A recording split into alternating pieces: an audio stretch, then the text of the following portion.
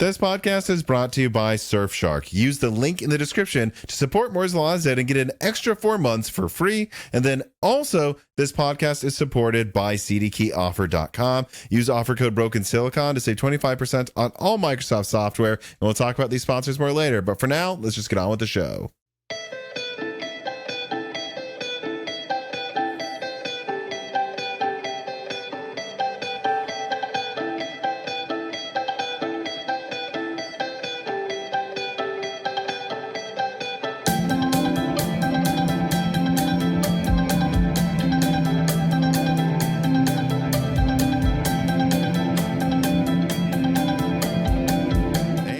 Broken Silicon, a gaming hardware podcast. I am your host, Tom, and today I'm joined by someone who's on about a year ago for just, I'd say, a conversation about all of the GPU news that has come out so far this year, and it's certainly been an interesting generation to talk about. Really the best type of generation for people like me and this person, because whether good or bad, if it's weird, that allows us to make more videos. But please introduce yourself.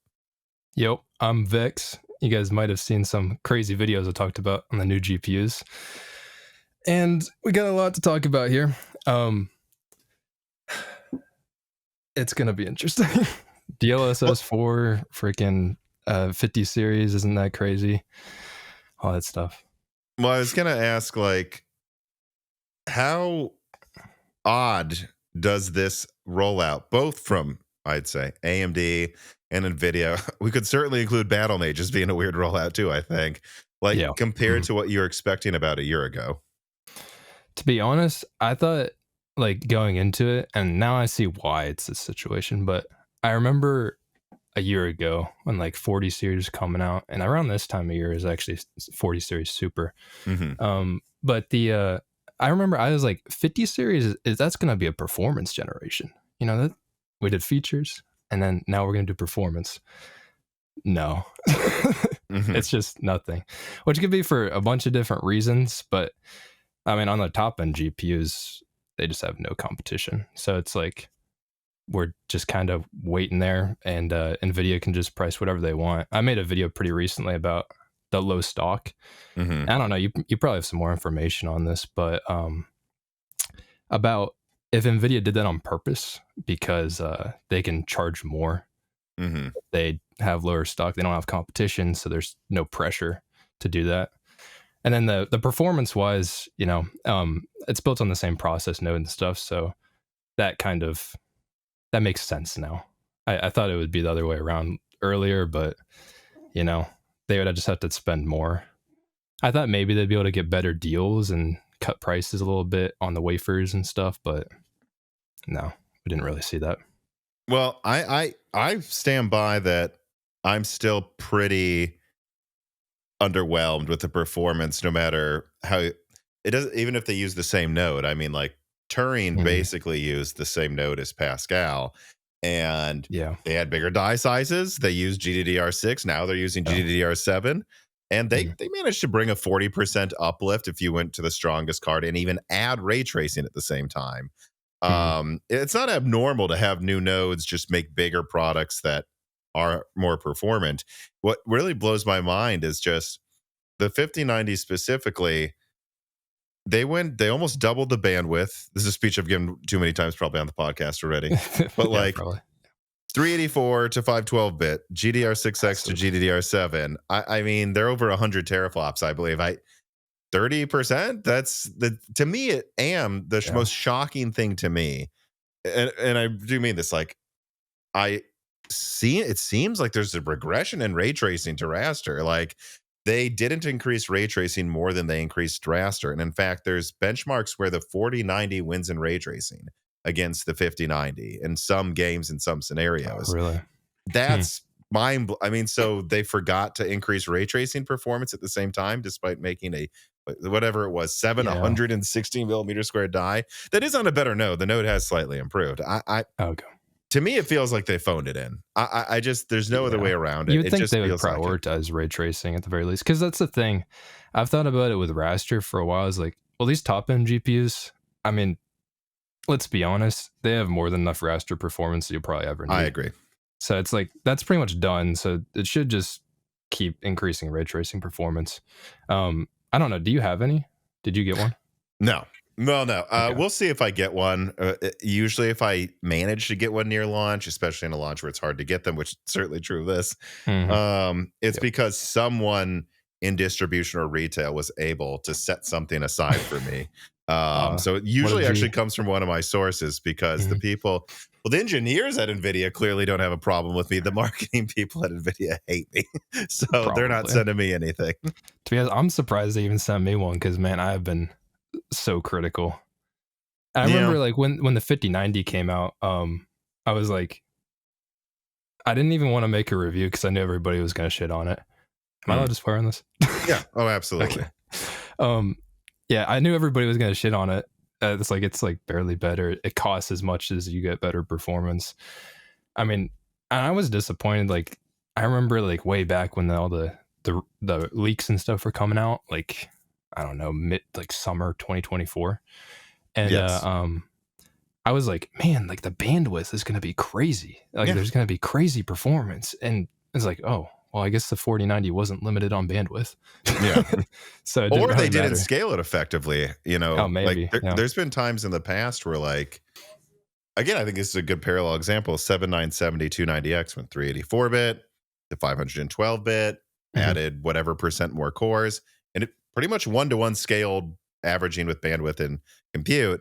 But then mhm. AMD went from the 290X to the Theory X. They added HBM, Oh yeah, 40% more cores, only got 30% more performance. So I think Lovelace tapped out the Ampere architecture kind of and scaling. And were yeah, they to scale more, I think they would have had to put a lot more effort into like a fundamentally new architecture. Because Blackwell just, I mean, look, it's bigger Lovelace. It's not a yeah. new It's architecture really. yeah. They were able to fit some more. I looked at the die size; they were able to fit some more cores on it. More of Mhm. the dies also being It's more taken up dense. by it's Yeah. being taken up by AI stuff too. So it's more dense. So they made some improvements, but man, Well, not it's enough. funny. I opened up the folder for my video that, and again, I named the folder before I finished the video, and the title is usually Mhm, named after I've finished editing. It's like, all right, and that's the final title. That's because sometimes the conclusion I come to is a little mhm. different than what I initially thought, even writing the script for it. Yeah. The folder labeled 5090 review, the title's like 9070 XT delay, 59, like 5090, like I guess this turned into kind of a leak right before the reviews officially came out. But Mhm. like, I think I spent like what was going to be my 59 review. I spent like 3 out of 20 minutes on it. Like, because I was like, look, guys, it's just kind of disappointing in every way possible. And I actually don't have Yeah. much to say. It's the same with the 5080 reviews as well. But so you were worried that like you'd be the only one who shits on it or something? Yeah, I was actually a little bit worried how negative I was being. 'Cause it can get like that. I mean, I don't wanna be that negative, but it just kinda happens. And then there's still people out there like, "Well, people will buy it." I mean, shoot, it always happens. But, you can't even buy it right now. So Yeah, but, it's like, and I will say this too, like anyone I've seen this before, being negative gets you clicks. No. Smiling and being positive yeah. on average gets you more clips. Negative about the right thing can compared to being positive Mhm. if it's a good take, but no, I mean I want every product to be good and to be happy about everything. There's just been a lot of Yeah. disappointments in the last 6 months, I would say. Yeah, I mean, you wanna be hyped for stuff, and you want it to actually be good. And, I remember when I was breaking down the specs for, like, the 4080, and I made a video before, like, everything came out because it's kinda like everybody's missing the point. Like, 50 Mhm. series at first was multi-frame generation makes it look crazy. A lot of people got fooled by that. But, then I was, like, breaking down the specs, and I was like, "These there's no way it can be more than, Yeah. like 10% faster. It's impossible." Yeah. Um, and I was like, I know they aren't prioritizing the render performance because we even saw, I guess, like hindsight, we can look back on it and be like, oh, if we look at when they revealed Blackwell back in like March of 2024, because they revealed it for data center. Yeah. I mean, like they pumped that out. Like it was just like Ada just came out. like not Hmm. that long ago before it. So it's like, well, how could they have iterated on that? I was like, probably just added more AI Hmm. to it. So it's like Well, there are hindsight. people, I heard Yeah. AI specialists saying that back then too. Of Mhm. course, everyone was impressed by Blackwell because it had the biggest numbers, but Yeah. that's really all it had. I saw a lot of people being critical going, seems like it's double the die size for double the performance, kind of. And they're being a little sketchy on how well that scales into actual benchmarks outside of just the raw numbers of the specs. Like Mhm. that, there's more. And it seems like that's bared out doubly so for the gaming performance. Yeah, it's just like Ada Lovelace too. Yeah. Pretty much, but But even bigger. Lovelace was like almost Ampere 2.0, but it actually changed how the cache worked. It actually Yeah. tried to do new things. And this one, again, it just feels a little bit, I actually, this is making me think back to, I don't know, Mhm. 23 or something. There's someone I talked to at Nvidia that said it's all about time to market for the next two gens because they want to milk it as hard as Wanna possible before capitalize, the yeah. AI bubble pops. So Mhm. it wouldn't surprise me if like a big thing with Blackwell was like like you could almost like make a cartoon, someone like, oh, and then what if we like double the L2 cache, but like we move to this new Yeah. maybe we should have a different size bus width than we usually use. And like maybe we could, if we space these cores apart, we could clock it faster. And Jensen just slaps him, says, shut up and get it out now. Yeah. Like we have to launch They this. were cooking, but Lovelace no. bigger. Just whatever you do. Like I have a feeling Yeah. that there was this mentality in Nvidia of like, we can't let AMD catch up in AI or anyone else. There's other competitors too that are Yeah. doing better than AMD. So it's all about time to market. And if that's all it's about, you're kind of just going to keep making a bigger version of the same thing. Yeah. I mean, they're probably gonna hit it. I don't know what's coming next, to be honest. If they're gonna just scale up again, I don't think you can do that Yeah, eventually. I don't think I know anything specifically about the next Yeah. generation. Even It for has to data be a center. redesign. It has to be. Well, there is Rubin, and that Oh, one's okay. AI only, so that's going to be a fundamental redesign. But I believe this is all we've got. Mhm. Blackwell for the next 2 years, which will be interesting to see too if AMD can manage to have two generations come out to compete with it. Yeah, I mean, I made a video about this too. There's and you've done tons of leaks about the 9070 XT. Hmm. Um, it's there's a surprising amount of like opportunity, way more than I ever would have thought. Because like market share is so dominant in Nvidia right now. Hmm. Everybody has Nvidia cards. Um, but like they just need a few things. Like they need better price to performance, which is challenging because they're on the same node. Hmm. So see how that works out. They'll have to take a hit probably. But Uh, this is a point I yeah. made. It feels like Nvidia to even sell a card now wants 60 to 100% margins, and Oh yeah. AMD's happy with 50%. It's like, well, how will AMD? I mean, to AMD, a 50% margin is actually a lot. That's pretty good. So, Yeah.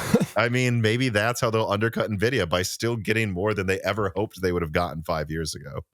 Yeah. I mean, at least they're not Intel making a B580 Yes, for with nothing. the yeah. Yeah. I doubt they're making any money on those things. So it's like, I mean, I think they have a surprisingly good chance. Like, we can talk about the leaked benchmarks, but holy crap, that impressed me. Because I was Hmm. expecting, based off the specs on the 9070 XT, so far, it honestly looked like it'd just be like maybe like on terms of like a 7900 GRE, maybe Hmm. around in there, like a 7800 XT. But maybe architecture they're making some massive improvements because I mean we know they redesigned the architecture for RDNA 4 for ray tracing at least, and they I think because they went I would assume because they went monolithic that Well, they've that I changed remember so a much. contributor to Moore's Law's Dead, Karen Osagata, like some Yeah. scratch math saying like we're like I think the 7900 XTX is like 528 or something millimeters squared. And I've heard from a few people that were it to be monolithic only on 5 nanometer, not using any six, that it Uh-huh. would probably have been 20% smaller. And so I mean, you think Yeah. about it, it's like, all right, so now we're down to 450, kind of. Oh, no, now we're down maybe a little more than 400 even. If they really did a good job, okay. But then you're also going from 5 nanometer to the latest four. Might get you a little smaller than that. I guess it's conceivable. You could get Mhm. something smaller than a 4080 or around that size that beats it if you simply do a good job. Now, for me, the big deal is that they're managing to do this with GDDR6. That is going to save money compared to the NVIDIA Yeah. counterpart. And if Do they you pull this up, that's going to be the most impressive thing to me. do you know how much more it costs to use GDDR7? No, I mean, I know GDR6 prices are down a lot right now. I mean, I'd Okay. probably guess they're around $5 a gigabyte or something like that. Maybe even a little less if you buy in bulk. But Mm, GDDR7, I have to guess it's at least $8. I'd guess it's 50% more per gigabyte at least. But okay. outside of that, I haven't had anyone actually tell me. I'm just kind of like thinking the cost difference was the prior gens. Okay. Yeah, I have no clue how much more it costs. I mean, I was surprised that AMD didn't use it. Um, I was like, that's like the next big thing. But I mean, they Right. haven't been as sensitive to bandwidth as much because they always prioritize more cache, or at least since RDNA 2 on Well, their yeah, and with GPUs. RDNA 3, they managed to have the same amount of cache as NVIDIA, I believe, usually, except it was Mhm. L3, NVIDIA was L2, and they were getting similar performance. So they've always had that advantage. And when I saw that, Yeah. because there were some rumors they might use GDR7 years ago, but when I saw they were using GDDR6, and not only that, just 18, 20 gigabit per second, not the most That's insane ones, that tells me they're going for volume because there's no reason you'd gimp it a little bit unless you wanted to make sure you have unlimited RAM to make a ton of cards. Otherwise, why would you not use the faster RAM? yeah, I don't want to get too hype beast about it because AMD does manage to mess things up all the time. But man, yeah, if the GPU does come in, I think around $600 has performance close to an XTX. What was Mhm. your leaks? What was it beating in ray tracing? Well, it depends on the game. And so that's kind of an Okay. unknown because what I leaked was from December. And so, and I have other documents from October and September. So this was clearly some like driver report where they're like, oh, we worked and we managed to fix this game or get this much more performance. Okay. Overall, it seemed like 20% better at ray tracing than the XTX. But there were some games, I It's not think bad. like Black Myth Wukong was one where it won by like 55%. And like Hmm. Cyberpunk with ultra ray tracing was like 20-30% faster than the XTX. It was like beating, but then in some of the games it lost to Nvidia. So I think it's like, so is that because it's new and they haven't optimized it, or is Yeah. that just what it's going to achieve? I don't know, but I think it's going to be like within 5 to 10% of the XTX and raster, but beat it by Hmm. 20% or more in ray tracing. So it should average to be about the same performance again, while using a much smaller bus, less silicon. I mean, it looks really impressive to me. So it seems like in the higher, like super heavy ray tracing games, it's faster. So that means probably more of the architecture's moving Yeah. towards that, and then it might be some driver optimizations that need to take place because it works completely differently than how they've done ray tracing. Yeah, my guess is, yeah, and like you even saw yeah, I guess this would be a good example too. My Mhm. guess is in heavy ray tracing, it's significantly better than RDNA 3, but more or less it will be as good, seemingly as good as NVIDIA when you're not using full path tracing still. Like a good Okay. example, the closest thing we've seen Mhm. to a benchmark of RDNA 4 is actually like PS5 Pro benchmarks. And like Alan Wake Mhm. 2 is like built for NVIDIA. This is a ray tracing, and this Yeah. heavily favors NVIDIA Yeah. for ray AMD tracing cards get performance. destroyed in that game. So the PS5 Pro is like, I don't, it was like 20, 30, 40% faster than an RX 6800 in Alan Wake 2. But Yeah. also in Alan Wake 2, that is where NVIDIA still crushes the PS5 Pro. So what that tells me is like they've made up for these weaknesses. But if Okay. you build a game with NVIDIA in mind, it's still, and I don't even know if it's like it's because it's cranked up a ton or if it's just they built it with NVIDIA in mind. But that's the Mhm. thing I don't know is like, is it always better and catches up to NVIDIA when ray tracing is heavy?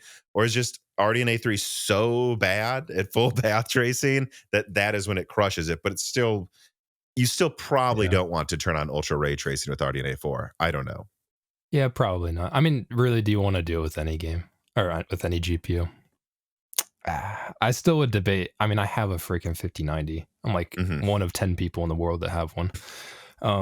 But like, I don't really want to turn it on, to be honest. I turn it It barely on feels worth it. when I've maxed out performance already. It's not Yeah. like a thing where I'm like, "Ooh, I better turn this down so I can turn on ray tracing."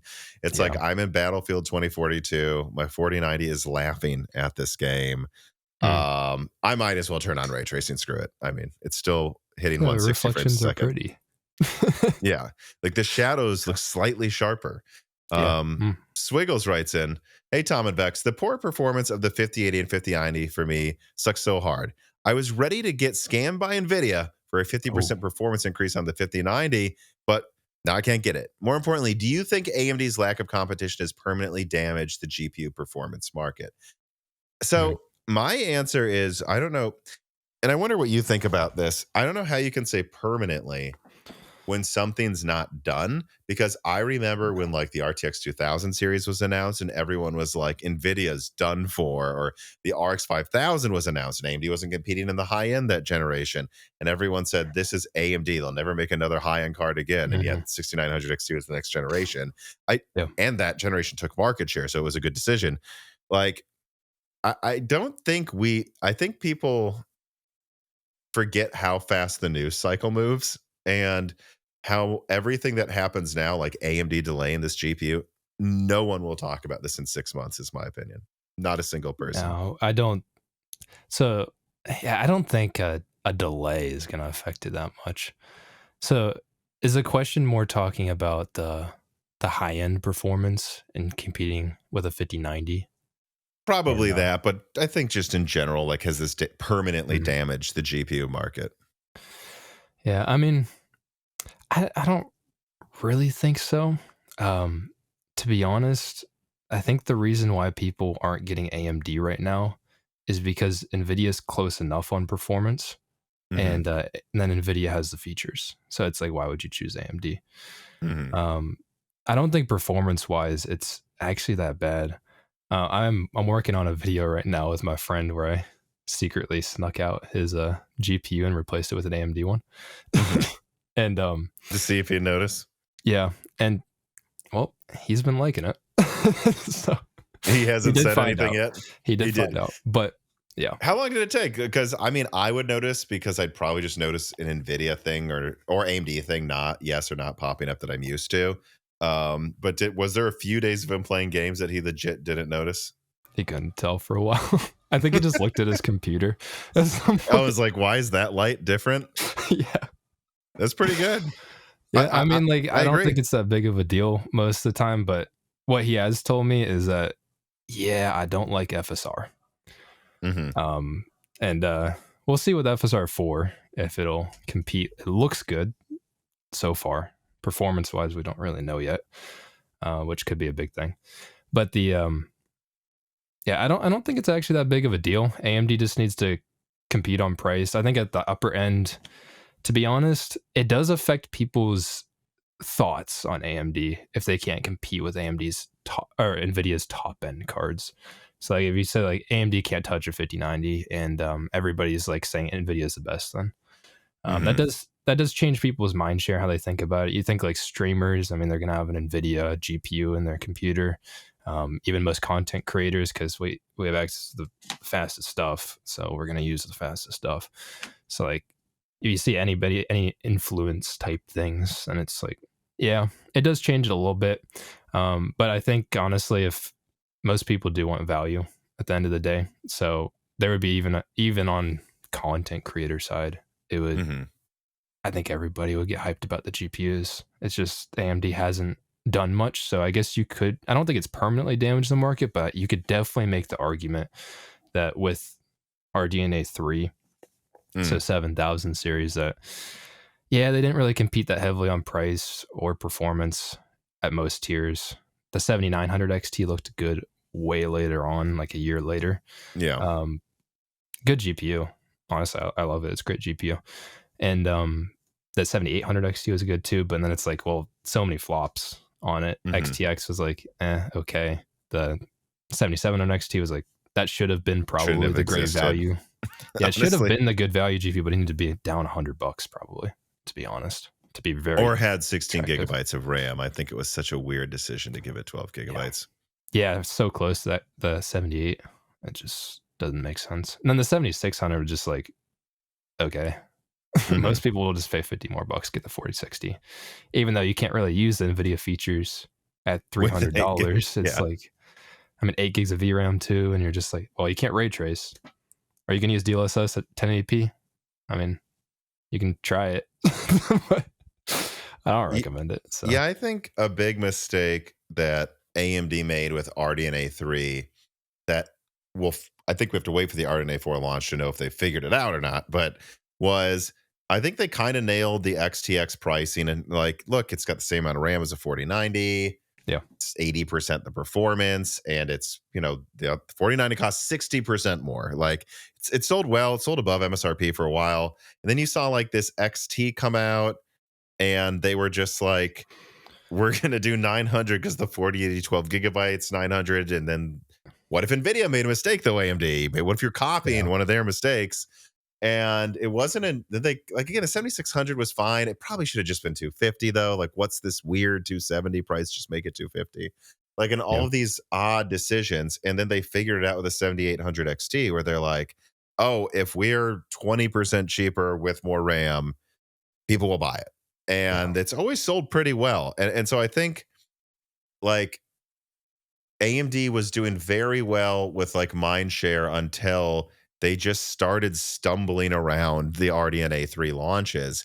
And I don't know if they could ever get it back in one generation after that, like with some big flagship. Like I just, like you say, the streamers using AMD cards, what would they possibly be able to do to be able to convince all of these streamers to use AMD when Nvidia is just going to send them 5090s for free if they need to? yeah. Um, and so I don't know. That'll I think happen. that's what the question is going to be like. I don't think they always need to be like crazy cheaper, and they don't always need to come off as just a value brand.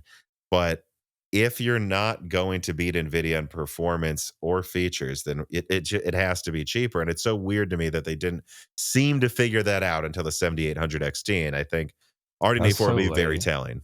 It's so weird too because when you think about the 7800 XT, you think, oh, it's RDNA 3, but that was like a year later.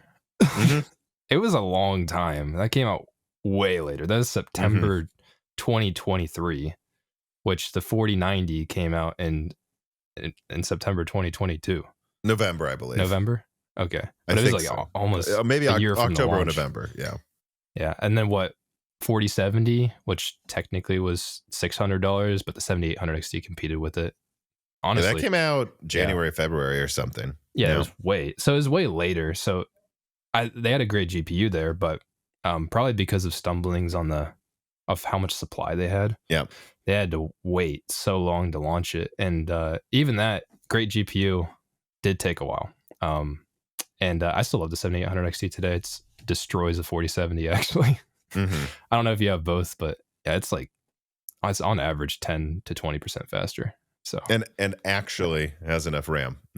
yeah, perfectly Um, fine. Max at everything at 1440p. It's a great GPU. Deadeyes 117 writes in and says, the more time goes on, the more I'm thinking AMD might have actually made a pretty good play by delaying RDNA 4 last minute. The discourse online has focused around the 5090's underwhelming performance, the disillusionment with multi-frame generation, the horrible pricing for AIB models, and now the extremely poor stocking rumors, which seem to all be taking a ton of wind out of Blackwell sales. Now, if AMD has been able to stockpile for a few extra months and come out with a really solid product with a good price that you can actually buy, do you think AMD may have finally missed an opportunity to miss an opportunity? I really like the way he phrased that. I really do Classic. think it's plausible, and I think there's, and I don't know how much it was a broken clock being right twice a day, to be honest, but because they were definitely going to announce it at CES until the last Yeah. minute. There's no I mean, doubt all the AIBs are cards were tweeting there. it. Yeah. But I do think that there's something here where like, oh, look, letting in, and there's so many people going insane. Actually, it's like me and Hardware Unboxed. And I think you had a video about this too. Like, guys, I don't know that this is the worst decision. Like, because once the 5090 and 5080 reviews came out, they're like, it's not that great. It seems I've heard actually the drivers are a little buggy. I don't know if you've had any issues. Um, Of and 50 series. yeah, Hmm. I've had some. This is a bit of a side note, but I've had some PCIe issues, which is kind of mm. weird.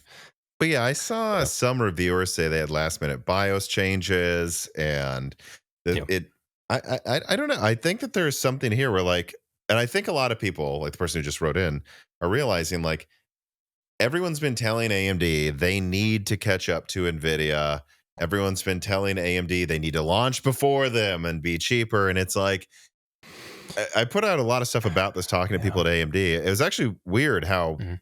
forthright they were. Just like, what's going on with this weird launch? And just like these Yeah. confident statements of, we're done copying, we're done trying to make things this quickly. We're going to launch stuff when it's ready.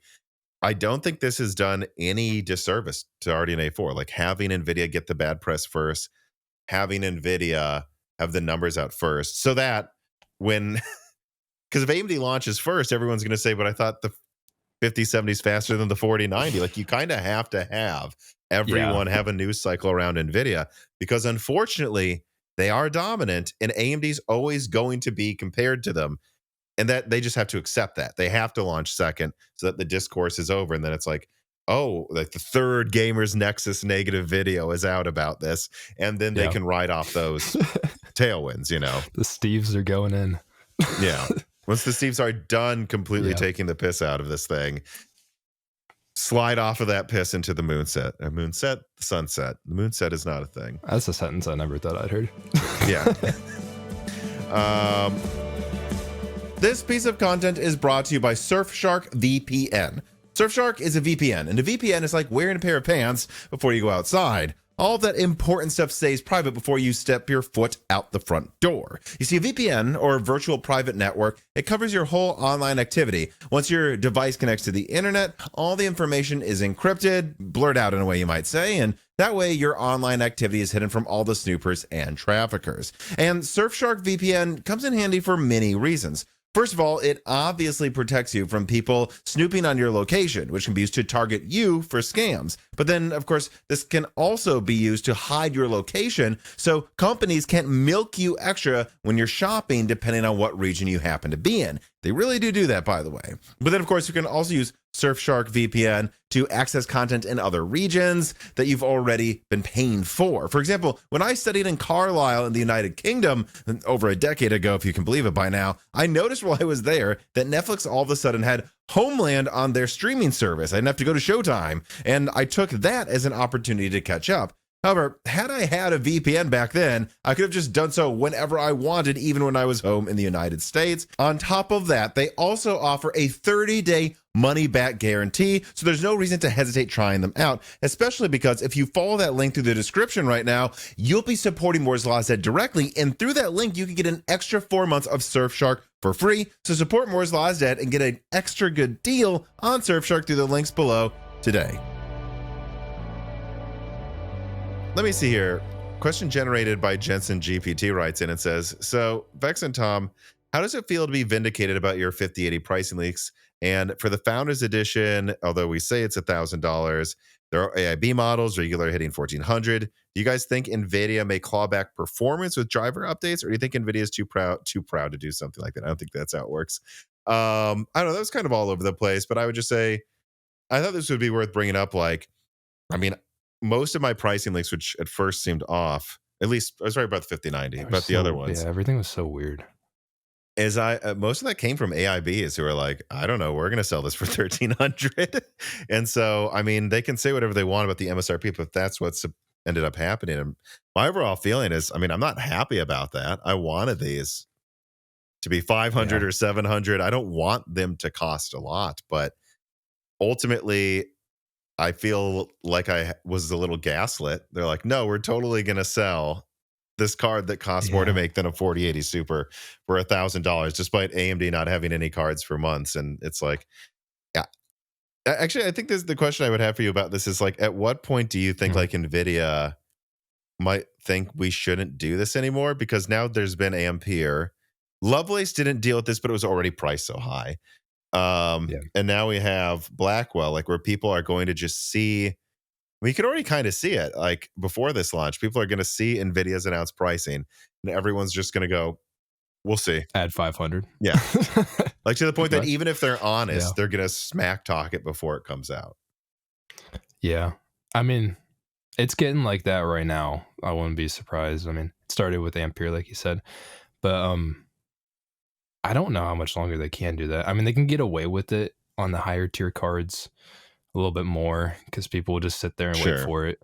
And that just happens. It just what's sad about that is um like we both had leaks about this actually. I remember I leaked that the price in Australia when you convert everything down Hmm. and it ends up coming to like $1,300 US or something. It's like, yeah, it sounds about what Nvidia would do. Hmm. But then I was surprised at the launch when they're 1,000, and I was like, but the stock is supposed to be short. Yeah. so so it's like I don't know if it'll ever pierce like the mainstream person that doesn't watch a bunch of Because if you're a content normie, on like stuff. all Yeah. too often they'll see something expensive and go, well, it must be really in demand. And they're not going to do the research to see that, Yeah. like, I mean, I've never seen this before. Some micro centers, I thought it was crazy. This was something I asked my sources 3 times. You're sure you're not going to have one 5090 at Yeah, launch? they had Because none. if you have one, I'm going to look like an asshole. Like, and sure Uh, enough, some yeah. micro centers literally had no 5090s. I'm like, okay, well, there we go. That was hilarious. When you showed that, man, that was real. And then on launch day, there's like 100 people Yeah. waiting outside the store, and it's like, you're not getting one. Yeah. And we don't know when we'll get any. Like, that's the thing Yep. too, is they're not like, oh, well, there's a truck coming in a week. There's nothing. Yeah, they're not pushed to launch or get them out there quickly. Like, I mean, it's a parallel right now. I don't really want to go into it at the moment, but like how Intel was, where they need to get these graphics cards out there, the B580. Um, but that's like a different scenario. But the I don't think it'll change for mainstream people. Hmm. Like I think every time it'll get the hype cycle, they're gonna announce the price, and then they're gonna be like, "Oh, well, people really want it." Yeah. And if they keep doing low stock, they don't have competition at the high end. We'll see as they get on the stack because this will really tell um, if Nvidia is actually limited on supply or if they're doing this artificially. If say like the 5070 Ti, Hmm. that's low stock. Actually, maybe not the Ti, maybe the 5070. Especially the 5070. Yeah, if those are low on stock, then it's like, okay, maybe they actually couldn't make enough. Or they're But just not. They're just sending them all to data center. I don't know. yeah, maybe. Um, so it's like that's when it'll be the real tell, I think. Because they're gonna have competition down there with AMD, not Intel, but AMD will be pretty fierce. It seems like we don't know the price yet, but But and this is something I'm not going to really probably know for another week or so. But hmm, and then I'll know for sure probably what's going on with the 5070 supply. But I really have a suspicion there's going to be a lot of them. Like anytime Nvidia feels threatened, like my favorite example is the 3060, where it just basically didn't exist. It was a $500 card that really was priced yeah, like a 6700 XT competitor, if not more than that. And then, like, nowhere close on performance. Yeah, 2 weeks before the 6600 XT launches, all of the sudden there's 3060s everywhere. And so there's just a part of me that's like, I just get this feeling that in 1 month, like a few weeks before AMD launches, NVIDIA is just going to have a tsunami of 5070s. We'll yeah. see Nvidia just plays the game. if they don't, Yeah, then yeah, I don't know. But I have a feeling that's what they're going to do. And the question will be, will people wait for AMD? Will they not wait for AMD? Because I would think the mainstream won't, but maybe the people that wanted the 5080 and now don't, I think those people probably will. yeah. Like they seem to play that game with the stock, um, and actually drip feeding when it's advantageous. Nvidia is pretty smart about this. They might just be holding them. We don't know. Every Hmm. source I've talked to with stock is not said that they have that many. But I think this was part of the other question where has the lack of competition from AMD um, made it less competitive? But the obviously, but Yeah, at the least right now, sure. yeah, when it comes down to like a 5070 and AMD delaying their launch and stuff, I think it was a good move because I mean Nvidia. What I was theorizing before, and Nvidia's in dominant position. They have so much margin on these graphics cards. It's crazy. Even a 5070, I mean, it's really looking like a 60 class card, but it's Hmm. $550. Um, and I think they would like Nvidia if they really felt threatened. If they saw AMD was doing something, they would just drop the price. They would change the name or something like that before launch. I mean, they did it before with the 4080 12 gigabyte. So That's another thing it's I wonder, actually. Like, would they yeah, actually announce a price drop? Because my suspicion, and they have done this before, my yeah. suspicion is that they will actually allow AIBs to sell it below MSRP, and maybe you'll see a few at $500. That's my What I, suspicion. what I've heard too, you might know someone this too, but I've heard that rebates are gonna come in for like I got the leak from Australia. Um, it seems like they're gonna get rebates Hmm. for what they bought the cards for. So I'm wondering what's going to be going on there. Because when you think about it too, based on performance, just rasterized performance, the 9070 XT is going to be pretty close to a 5080. And Like that's it'll what I actually don't know, be right? pretty close. I put this out, like this chart where I like overlaid what I have on a hardware and box chart, like where I expect the Yeah. performance to be. That's Mhm. based on performance from a month ago. It looks like it's within 10% of the 5080. I don't think they're going to match it. I have to be I careful doubt it. because Yeah. this is where people go on Reddit. Moore's Law is dead says it's going to beat the 5080, even though I didn't say that.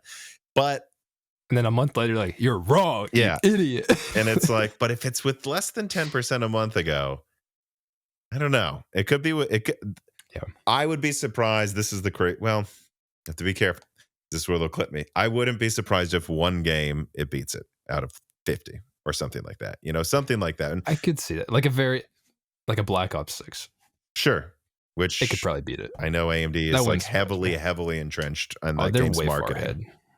Yeah, they're. Oh, have you tested cards in it? It is. No. It's night and day. Like AMD is like they overperform like 20% in that game. Hmm. It's crazy. So like I think they could beat it in a game like that.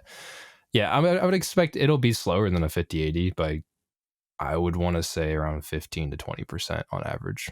That's what I would think. But that's not bad. Hmm. That's average. Sometimes it could get close. Sometimes it could be a little slower. The ray tracing not there, but honestly, I That's don't what even will be find the the ray tracing craziest, that though. crazy on the 5080. That's what will be crazy, though, is if the ray tracing is honestly even as good That as a would 5070 Ti. That would be crazy. that would get me surprised, bro. My jaw would be on the floor.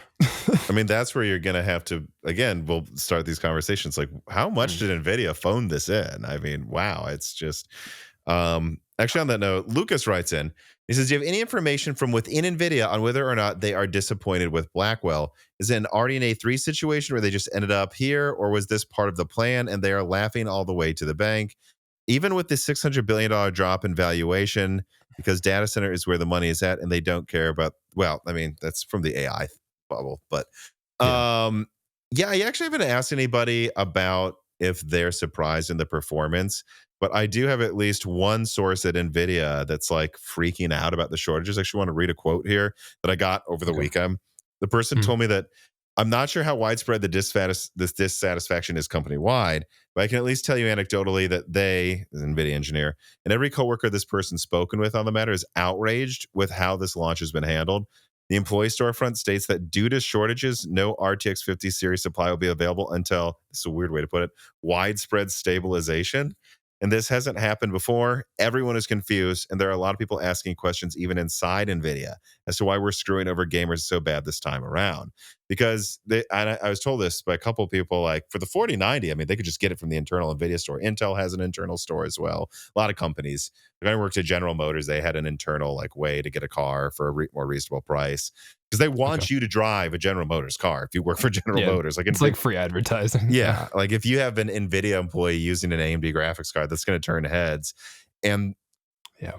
this person was like asking, this was actually one of the people pushing back on me behind the scenes more like, do you have any proof that anywhere had a 5090? Because if our own employees can't get them, what the hell is going on?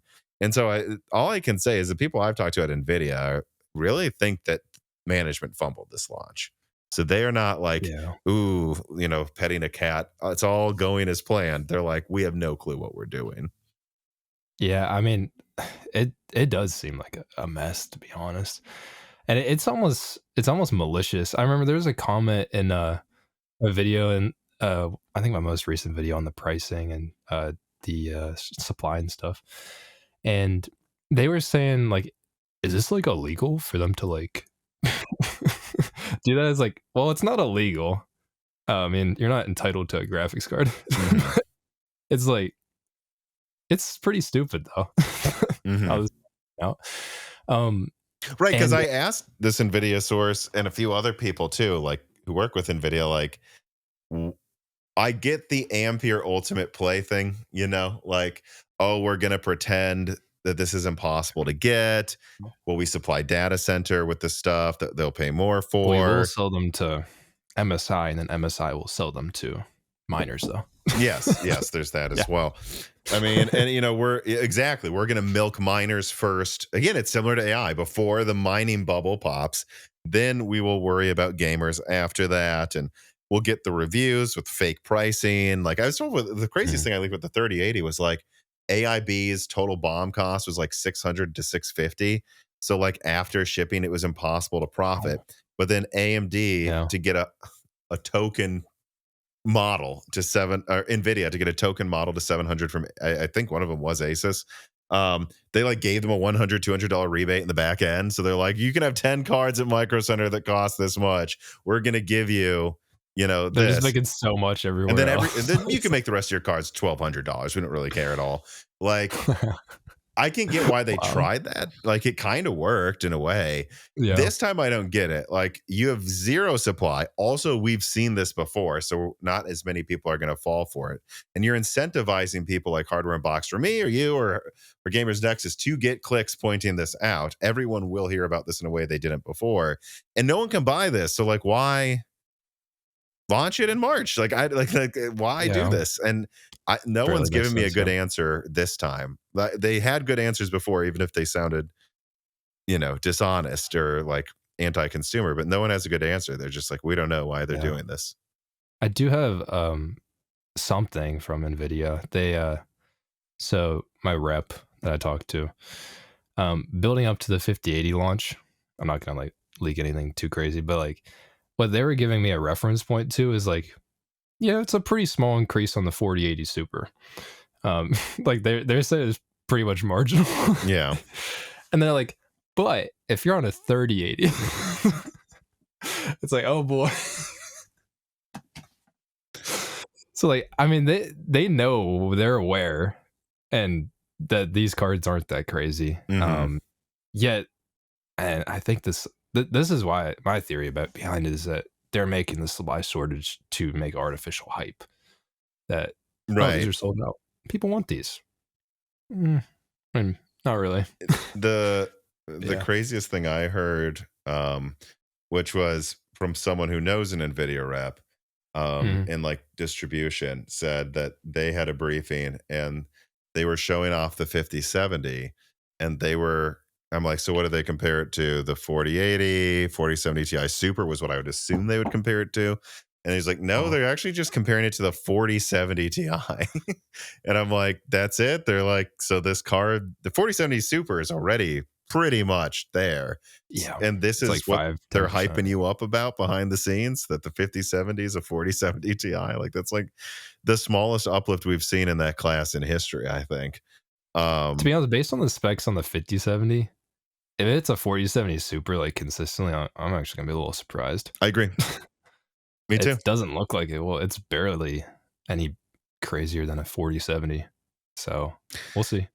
And what does it have? Like 5% more CUDA cores.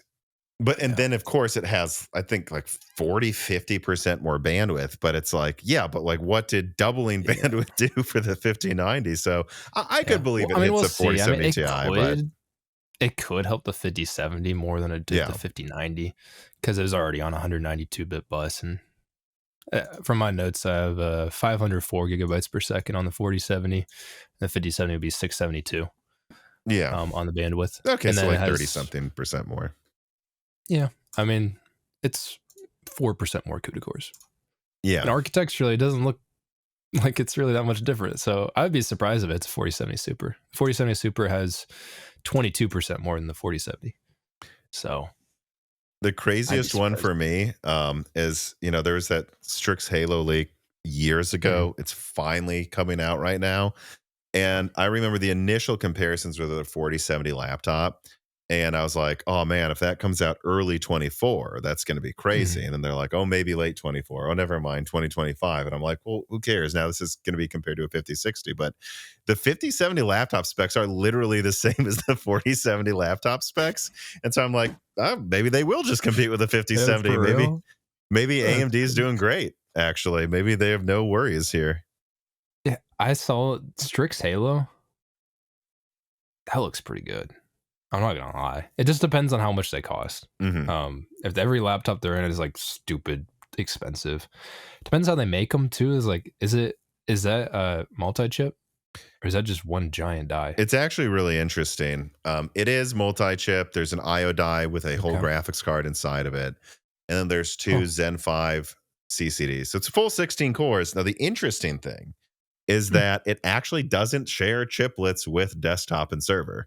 The two 8-core CCDs apparently are they, they kind of sound to me like Zen 5 Plus. Like they have latency Okay. improvements to Huh. work better with the IO die. And that's where I get back to my theory I've had of like, is there going to be a Zen 5 Plus where they fix the memory controller or something? Because it, Maybe. and are we already seeing the chiplets it's going to use in Strix Halo coming out, like half a year later? That's something I'm wondering. Man. So it isn't just Zen 5, it's actually a better Zen 5. And the thing that I think people will be surprised about is, from what I'm hearing, it's really efficient, like even in idle. Now, maybe I'll be wrong. I'm not I 100%. was surprised by it. I think the wattage is pretty low for x86 and stuff. Hmm. It's it's pretty good, and it can even scale decently well. I think it's ideal at like 50 watts or something, but that's not bad. That's actually pretty comparable to even like the best ARM laptops, and graphically, wow. Yeah, The and Strix something that Halo is blows my really good. mind too about the 5070 laptop is I believe, again, it is 8 gigabytes. And I'm like, well, that right there means I would choose Strix Halo over any Intel NVIDIA 5070 Yeah, laptop because Strix Halo comes with 32 gigabytes minimum, and you can use 16 gigabytes of that. What I think you might be able to use more, but ideally you'd select to use 16 gigabytes of yeah, and that it's for video. fast too, so it's like Yeah.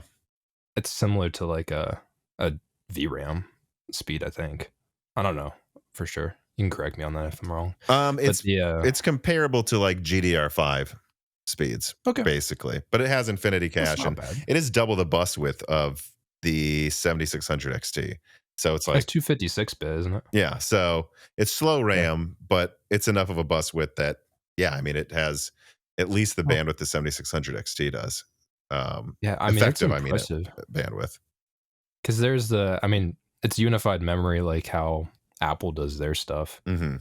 I mean, honestly, what I've seen, I mean, this could be kind of funny if this how it ends up working out, but um, a lot of those AI programs and stuff. So like a lot of times you have to buy this high end Nvidia GPU.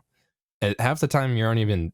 I mean, if you're like a big business or something, you're gonna want the fastest. But the at most of the time, a normal person, if they just want to run it, um, they have to buy high end Nvidia GPU just because of RAM. There's just not enough memory on their GPUs. So like even my friend right now, he wants to train some models or something. And he's like, dang, do I have to get a 3090 just to do that? And what I've seen people do, and this is just stupid, but it works.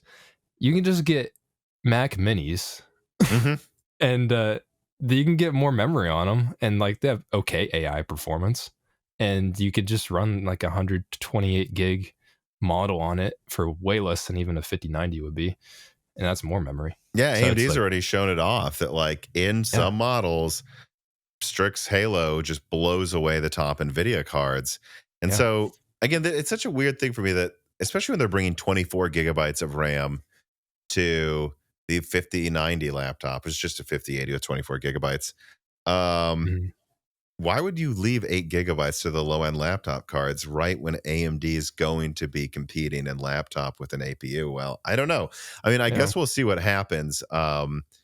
Yeah, I mean, people have been buying AMD laptops now. Like Intel is like, I mean, their new stuff was decent actually. Lunar, what is it called? Air, Lunar Lake. Well, yeah, Lunar Lake. Lunar Lake I'm and Air getting Lake looks confused. okay, and laptop and desktop.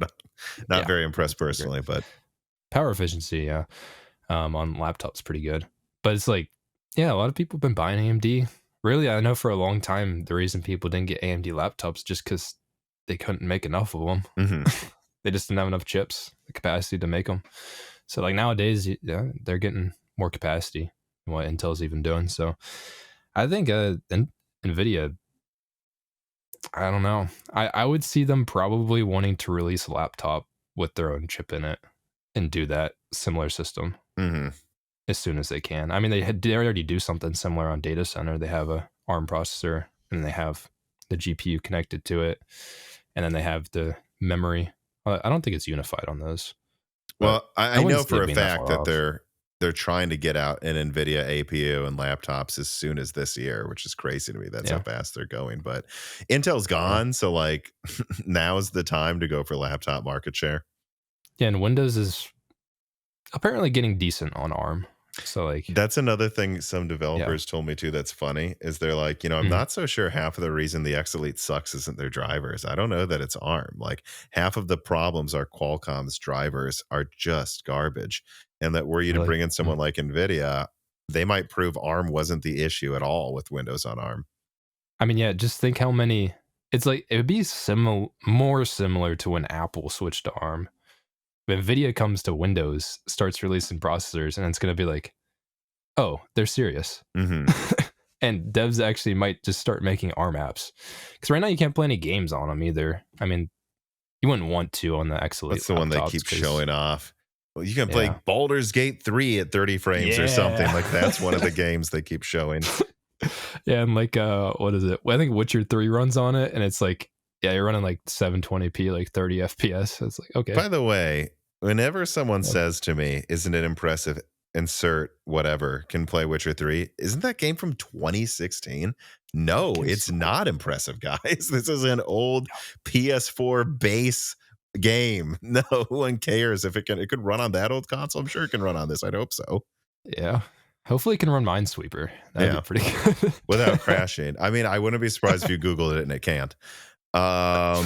Killing God writes in, Tom, I listened to Broken Silicon 294 and concluded that we are missing something with Blackwell. Clearly, NVIDIA expected better efficiency and frequency from its cores on the same node, yet the base and boost clocks are lower than the 4090. I wonder if NVIDIA backported a 3 nanometer design at the last minute, or if Blackwell cores suck as the efficiency seems well below normal. So I would chime in and say, yeah, it was. It was originally 3 nanometer. At least most of the Okay. lineup was. I think or at least the top was. At least the 5090 was supposed to be. I think I was Oh, they were told. gonna use different nodes? I think they have before. They Huh. did with the 1050 Ti that used Samsung.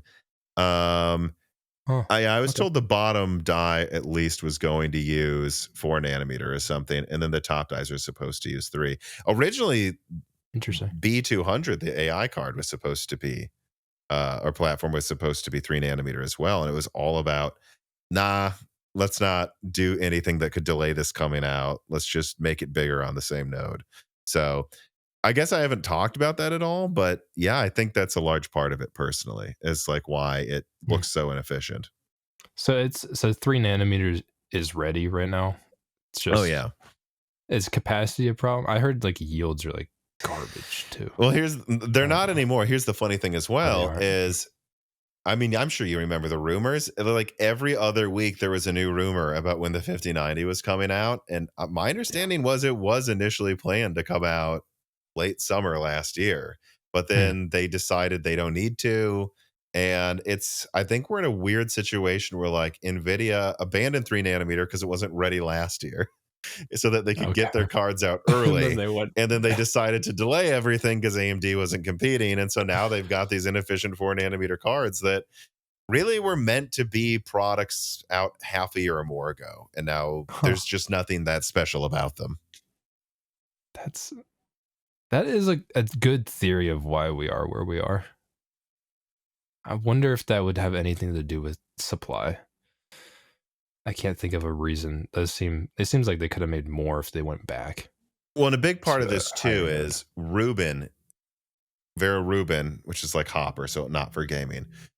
Okay. That was supposed to get 3 nanometer, and I believe it still will. But and the idea Hmm. is, well, if we make everything now use 4, especially the gaming cards, when we go to 3, it's not competing with supply. We can just make as many Reuben as we want, as many Reuben sandwiches as we want on 3 nanometer, and then we can have the cheap Uncrustables here, on 4 nanometer or something. But it's getting to the situation where like Blackwell's had so many delays, it just doesn't seem like this Galaxy Brain move really got them anywhere, as far as I can tell. Yeah. I mean, that would make sense for their supply. Again, I brought it up in my last video, but it's like I don't know, like especially it depends how what the truth is between by the whole AI market right now. Obviously, Nvidia stock crashed a little bit. Hmm. They took like a 20% hit. What was that, minus like $600 billion like in a day? Yes. Yeah, I believe that's what it was. It's crazy. But the like if China's AI market does come in place and Nvidia's limited, well, and the U.S. government has limited what they can sell to China, and if they don't need high-end cards to train their models there, then especially if that means that the U.S. will push to AI models that are lighter too, and they don't need these giant nuclear powered data centers doing stuff, then I don't know if that'll be a smart move. In like So a year or so, they might regret it. this is not something that I'm 100% sure, but it's something that's been suggested to me by two people.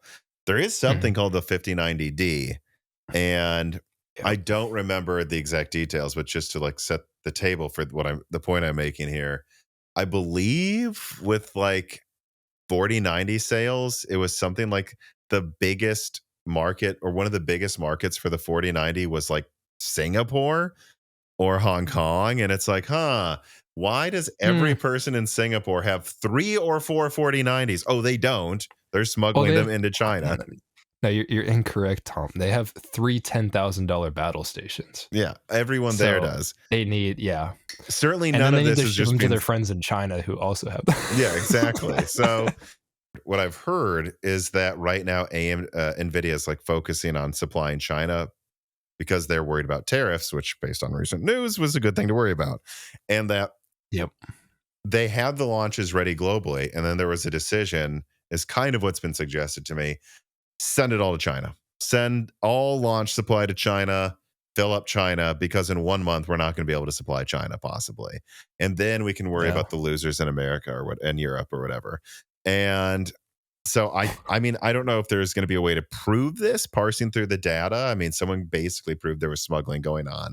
Again, based on what I think it was Of Singapore or Hong course. Kong was buying 10 times as many as like in America. And I know Singapore is a rich country, but it's like I don't think they're that big though. And so we'll Yeah. see what happens. But I would also warn people that like this, like going around sanctions and trying to get in before tariffs is a large reason. Also, why this launch is probably so clumsy and weird is because they just it's clumsy and weird because it's a clumsy situation, and they're just like, oh, why are we sending anything to America? Like TSMC has a 4 nanometer fab in America too. Like, although they'd still have to package maybe in other countries, but like why Yeah, although they that'd be did so inefficient. I'm connecting the dots, there were rumors they've been talking to Intel for packaging, so maybe they're just thinking everything around there should go there, and we're going to figure out how to manufacture Um, some of this here. well, with all that, we got the TSMC in America, we got Intel in America. Guys, this time the GPUs are gonna be cheaper. Exactly. Definitely. Yeah, exactly. They're not gonna They're not pocket going that. to That'd be pass so on weird. any of that cost to us. No. Yeah, No. there's no way. It's all going to Weird. cut the price of eggs in half overnight, I'm sure too. Hmm. Hugo under Kiwi writes, and it says, what do you think about the overclockability of the RTX 5080 and its value in light of that? Hardware Unbox tested an impressive overclock on the MSI 5080, and it raised performance by 10 to 15% on average. It got much closer to a 4090 than I would have expected, like within 5 to 10% by only 4 games were tested. J2 Sense made a more extended testing video as well with an overclock 5080 founders and found very similar results. Does this change the value proposition of the card at MSRP, aside from having to tackle Silicon Lottery, and is a potentially cheaper 4090 with less RAM? Yeah, I mean, it's a I'm yet to do factor, that yet. but Yeah. I I mean, do most people overclock? No, exactly. but it is cool. I think even for hype, because back in the day we used to get GPUs that had good overclockability. And that's probably because they didn't optimize the clocks and everything. But Hence why nonetheless, though, AMD was usually the best overclocker. yep, yep, classic. But I mean, it's cool that you can overclock it more, and that does bring it closer to the 4090. And on the used market right now, I don't know if you've looked at this, I but have seen this, yeah. I mean, I got a 4090 for testing. I got it for 1500, which wasn't an amazing deal, but it was like okay. I don't know. So I'll be able to test it over time. I thought But you were going to go in the other direction with that. I've seen 4090 prices skyrocket. When did you get it? oh, really? Recently, Like a bunch of people a month panicked. ago or 2 week or Yeah, a week ago? like a couple weeks ago. Okay, so if I look right Huh? now on eBay, because I Oh, know. eBay. I go on Facebook. Oh, well, that's where you're going to get the panic sellers too, who don't look up Yeah, stuff as much. you gotta farm them. You know what I mean? So I don't doubt that. And I think I've Yeah, heard someone else say they got that as well. Okay, so here's one for 1400 from China if you were okay with 3 months shipping. Oh, yeah, that's my favorite thing too, by the way. You can find like H100s, 4090s on eBay mm, from China. This is a country that's not supposed to have them. And they always yeah, put in description bought before sanctions. It's like, sure, you did, dude. Okay. Like, all for right. sure. That's where you got Hopper or something. Like, okay. But if I look right now, and it's not just a picture of a 4090 they're trying to sell for $1,000. That was hilarious. Um, yeah, no, they've pretty much skyrocketed. In fact, 4080s are selling for over 1,000 too. And I Yeah, on don't the new think market as it's well. like you missed something. Like this just happened, like this week. Like the Okay, supply's I gone, bought it like last week. and I've had retailers and distributors complaining to me about Nvidia not supplying them because they were told last year we're going to stop. We've stopped Lovelace production or at least shipments to the U.S. But don't worry, Mm, Blackwell is going to launch, and now they have no supply. And this is proven on eBay all right set up. now. Seeing you can't get these. Yeah, RB Racer writes in, if AMD knew then what they know now, in your opinion, should they have created a big RDNA 4 graphics card to compete with the 5090 since they have seemingly improved ray tracing a lot? Or did they pass because NVIDIA would just create a 5090 Ti? Well, first of all, yes. I think if AMD had a stronger card, NVIDIA would have pushed the 5090 harder with faster memory, not cut it down as much. yeah, Um, but it has made me wonder, like, because like when I looked at, I've been told the whole time the 9070 XT used to be referred to as the 8800 XT uh, yep, would probably target between 7900 XT and XTX performance. It might get close in ray tracing with NVIDIA, but actually seeing benchmarks where it's like beating the 4080 on average, like did blow even my mind a little bit when I leaked that. yeah, And it does make me wonder. Actually, this is an interesting thing I've been told. Like, so that's Navi 48, the 9070 XT. Then there's Navi mm, 44 for the 9060 series. I'm told that it's the same die twice. So it's not chiplets, but they designed one card and then they just oh, mirrored it. And then they're like, done. We don't need to design two cards. We'll save millions on design costs. And huh, so it is just double the size, same die. And I'm like, could they have done it huh. again and just gone to 512 bit? And I'm Yeah, it's like, like they just unfold it again. and if they had unfolded it again, Huh? they're already close to a 5080. Would they have matched the 5090 with GDDR6? There's a part of me that goes, yeah, I don't know. Maybe AMD does regret. No, we never know. Maybe it wouldn't have scaled as well, or there's who or Yeah, something. I don't. Maybe it just would make no sense. But there is this part of me of like, I don't know. Could AMD have had a $1,200 32 gigabyte card that matches the 5090 and doesn't need GDDR7 supply? and I really to be wonder. honest, when you look at the I mean, if you increase the bus width, I mean, the VRAM is going to be really fast, even on G6. Right. To be I don't honest, even know if so NVIDIA needed GDDR7. Like, it seems like they on the didn't. 5090, yeah, probably not. To be honest, I doubt it really affects it from what I've seen. I mean, it baby scales a little bit better at higher resolutions, but man, that would be interesting if AMD actually did try to compete. I don't think it would sell well, and that would be the problem. Hmm. Even if it is there, it's just we'll have to see how this generation goes with Exactly. more Because value let's see approach. how the dust settles before we're sure about Yeah, that. But and who knows? I mean, if they could just unfold it again, and who says that they couldn't release something later? mhm. It's not necessarily out of the picture, but um, I think it's because they need to build up some mind share, and they also need to focus the company, because I think Radeon as a company has just been so disorganized. We've seen every launch, it's just a mess. Um, and they only got like one graphics card good at launch last time. Hmm. So, so it's like maybe Yeah, they only just one need to slam take dunk, a I'd step back say. and focus. But yeah, It, so like I could see them competing on the high end, but I don't think it'll sell well. Most people, I think that's why AMD changed the name too. But people think 4090 is fast card, 5090 fast card, and that's what yeah. the card looks like. That's what the name is, and um, I think they need to build up more of the reputation for normal people to consider it. So we'll see. It's just blowing their load on a big card is really expensive to do, I mean, and they yeah, might not like make that much money. I think it'd So be at least then 650, 700 millimeters squared. Put that's that in huge. Yeah. perspective for everybody.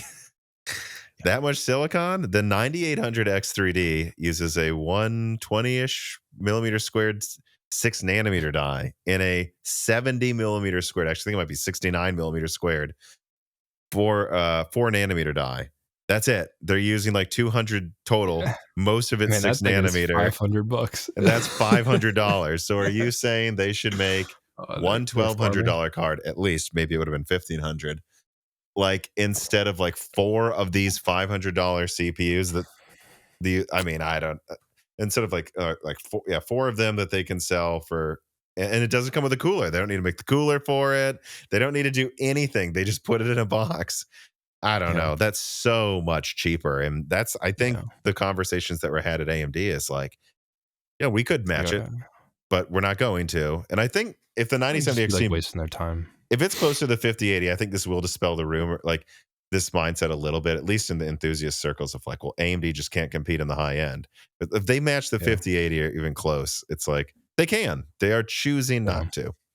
yeah. I mean, when you think about it, so like, I I think they also need to take some time and get their features in line, because really FSR does matter. Ray tracing performance, whether you like it or not, is going to be where things progress. Um, I don't know how we get around it at this point, because games look about as good as they can with rasterization, from what I can tell. Look at a game like Horizon Forbidden West, and it's like, wow, that Yeah. looks pretty crazy, and that's just raster. So, it's just like their XTX was already rasterized fast enough, I would think, for most, even 4K. I mean, you're mostly fine. So I think they're just, they don't feel like it's worth it to go for that high end card. And if they don't have that ray tracing performance at DLSS, like when you looked at the 4080 versus the 7900 XTX, that was always the argument, is like, well, it has less VRAM on the 4080, but you're paying $1,000 on the GPU. It's like, Do you I don't want the want to ray not have tracing too? features. Yeah. Yeah, I mean, you're paying that much. Now there was a few people in like my real life that actually bought an XTX because they're It like, I sold just well want to my performance. understanding, actually. It did sell well. Yeah, I mean, it was competitive. It was definitely competitive. It was even, now when the 4080 Super came out, it had to drop the price a little bit, I think. But yeah, the like I knew people that just wanted performance, and they didn't care about ray tracing, they didn't care about upscaling or whatever, all that crap. And it sold pretty well with them. So I think they could have, but they might not find, like, if they're matching their rasterized performance on a 9070, they might not find it to be worth it. Hmm. So it's just like they're wasting their time or something, and they just need to work on it architecturally at a smaller level, and then get their features in line, Dispel and this maybe they'll do idea it that again. they're bad at ray tracing or that FSR isn't very good. And once that's dispelled, then we can have a high end card so no one feels like they're getting less, you know? Yeah. Yeah. You don't want them, like, they're not going to want to not make money on them. I mean, the 79 XTX probably made a good amount of money. I think Yeah. their margin was probably 50%, you think? At least at the beginning. What I was told is that the XT was probably breaking even at like 600 or 550. So, yes, Yeah, some of that makes those sense. discount XT cards probably weren't making much money, But at least Oh, at first, the XTX, yeah, probably 50% margin. I think probably, yeah. okay. I mean, that's Um, not bad.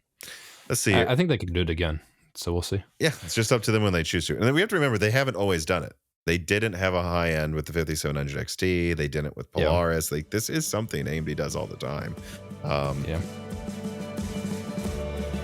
This piece of content is brought to you by CDKeyOffer.com. Near the end of 2024, Dan built a new PC with a fresh install of Windows 11 on a blazing fast Gen 5 NVMe SSD. And of course, that code for Windows 11 came from CDKeyOffer.com. And we've been using CDKeyOffer.com at Moore's Law for a very long time. I use it for my office software on both my desktop and my laptop, and that's because they're reliable. They've always been there for us, and they offer reasonable prices for Microsoft products that are usually set, in my opinion, at monopolistic pricing. And you know, they're actually having a big sales event for New Year's right now. So if you're looking to get the best pricing on Microsoft software or games or other products on their website as well, please show support for a company that's shown support for the Moore's Law is Dead team and community for years by using offer code BROKENSILICON to get 25% off all Microsoft software and Die Shrink to get 3% off everything else. So support Moore's Law is Dead by checking out CDKeyOffer.com today.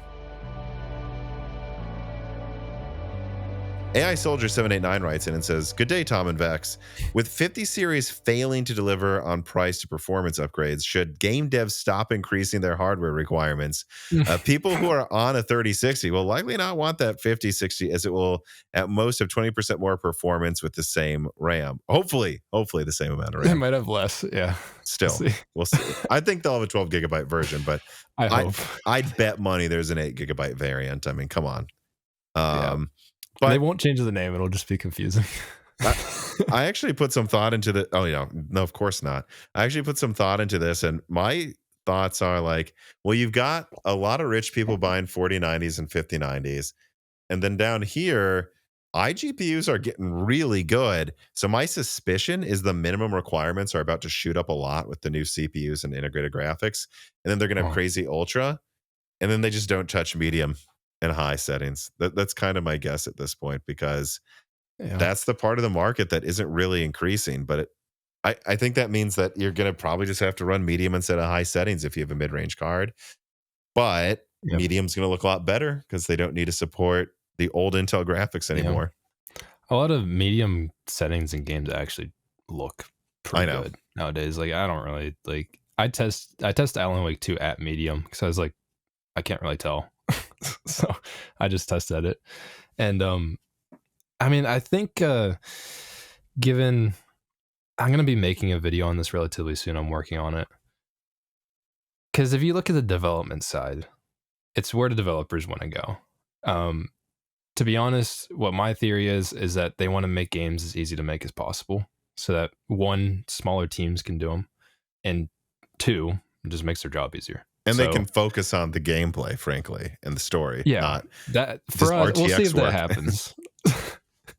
Maybe if it's a Chinese game, maybe it'll be good gameplay. Our US games have not been that great lately. So Well, I think they're just so yeah, scared because of how expensive it is, yeah, they just which have to leads them play to. safe and yeah. So like what I think, I mean, we see it with Unreal Engine 5 is uh I mean, you see a game like Silent Hill 2, an unoptimized mess, honestly, but looks pretty good. And I think a lot of people are relatively happy and receive it pretty well. But Unreal Engine 5 is like, oh, a developer can mostly just place things in a world and then it handles your LODs. It handles your lighting. Like you don't need to place all these fake lights in the environment to make it look realistic. It saves devs a lot of time. That can cut the size on teams, and you know, if you have a smaller team, maybe you can make a better game because you can stick to your vision a little bit better. And I think that's where devs want to go, and it's the same thing with ray tracing.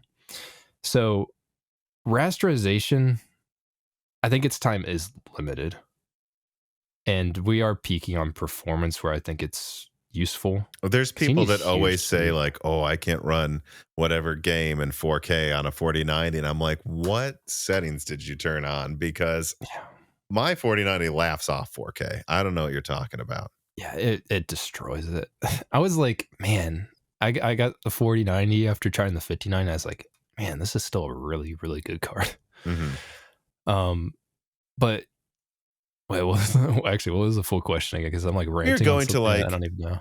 ray tracing and like placing objects and like more and more I think what you're saying is devs want to move towards this just a standard that is repeatable and not something where they like Naughty Dog can afford to bake every single light in The Last of Us Part 2, but what do they have, a dev team of like hundreds if not thousands of people? I mean, of course they can afford to do that. And also they're allowed to take like 6 years to make a game. Not everyone has that luxury. Yeah, I mean, I think system requirements will probably. I mean, we might be hitting a point where it'll plateau. Mm. I mean, we'll see because consoles can't really ray trace, and if games are moving in that direction, I mean, we'll see with next gen, see how that Yeah, goes. I mean, you're still going to have well, no, there's games that require ray tracing. It's just they're going to be like, yeah, I don't Yeah, know. I mean, runs at a yeah. decent Like resolution if on it's PS5 enough, Pro. Everything I else can saw run this. 1080p, so whatever, deal with it. What was that? There's a game that's coming out pretty soon. That's I think, is it called like Black Slate or Black State or something? I don't I know. think that's I think it is, but it's like a game that really heavily uses ray tracing. And Nvidia's been showing off too, whether you like it or not, basically. But they've been showing off if you build the entire world where it's not like using rasterization as a fallback and stuff, Mhm. you build the entire game world for ray tracing, so it's just all geometry. Um, and light can just bounce off and do what I'm it's looking at supposed to do. screenshots. It looks absolutely insane if this is Yeah, how it ends up looking in practice. apparently that I'm not sure if that game uses this technology, but that game is built from the ground up using ray tracing. It's not Mhm. like slapped onto. It's like, oh, here's RT shadows, here's RT reflections. Have fun with it. But like from the ground up, same kind of with Indiana Jones. That game requires ray tracing because it is built on it, and honestly, it looks pretty good, and the performance isn't that terrible. Surprisingly, if you don't turn on ray tracing, like the extra stuff, but it uses it for the GI in the game. Um, I I think if games do start shifting towards using all ray tracing, it could run better, but that'll up the baseline of hardware that we need in general because you have to have decent RT hardware in the first place. So, I mean, we'll see over time, but that's probably where the industry will move towards. It's just going to take a while because a lot of GPUs can't do it properly. And then the games have to be completely changed because look at a game like Alan Wake 2 or Cyberpunk. It's like, well, you're not running that. It runs, yeah. It Not just doesn't work. not very well for what it requires. And I mean, an example I bring up is Metro Exodus Enhanced Edition, where I'm like, oh, that's like honestly the best selling point of a RTX graphics card, just because they had to. What was suggested to me by a game developer actually too is like the game is less buggy, it has less issues. And I was told, yeah, they had to redo the engine, so all of this old crap from the 2033 engine they've been Oh, using for a blue. decade, they threw it out, they rebuilt it, Mhm. and now the game never crashes. It loads and runs faster.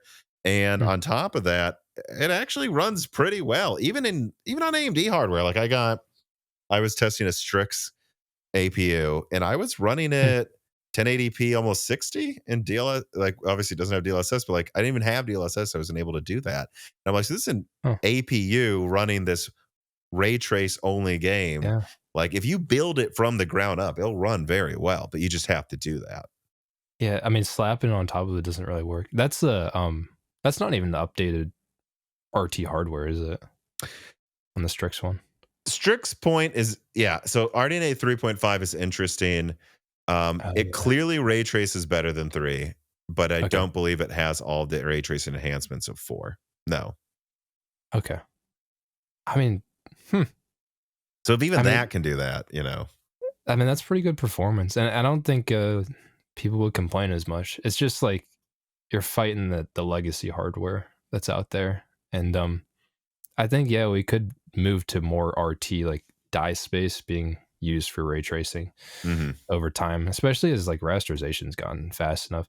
But yeah, like with Alan Wake 2 and Cyberpunk, like those games, they do full ray tracing, but because they're ray tracing against like a bunch of rasterized effects in the game, it's like you have to calculate the rasterized effects and then you have to ray trace onto it. Hmm. And it just takes forever. It it bogs it down so much. So we'll see if it gets more optimized. I think there's room. And I'm also wondering, because we saw a 50 series, like barely an improvement in ray tracing. Like, Hmm. Is AMD going to get there? yeah, it's like, well, AMD is going to improve a lot, but also is Nvidia, are they going to be able to keep improving ray tracing significantly? Like, is it going to be gone of the days of like, oh, every generation's like per RT core, it's Like like if they hit a 50% faster? plateau and how fast they can increase it, like that would Yeah, be very bad news. I look, yeah, I have no idea. I suspect. yeah. I think they phoned it in. I just think they phoned it in this gen. They're like more of the same. And then Hmm. the next one's going to be the complete redesign. And I think the AI bubble will pop by then. So maybe they'll be a little hungry and Yeah, they can't actually let need us to win over go. gamers.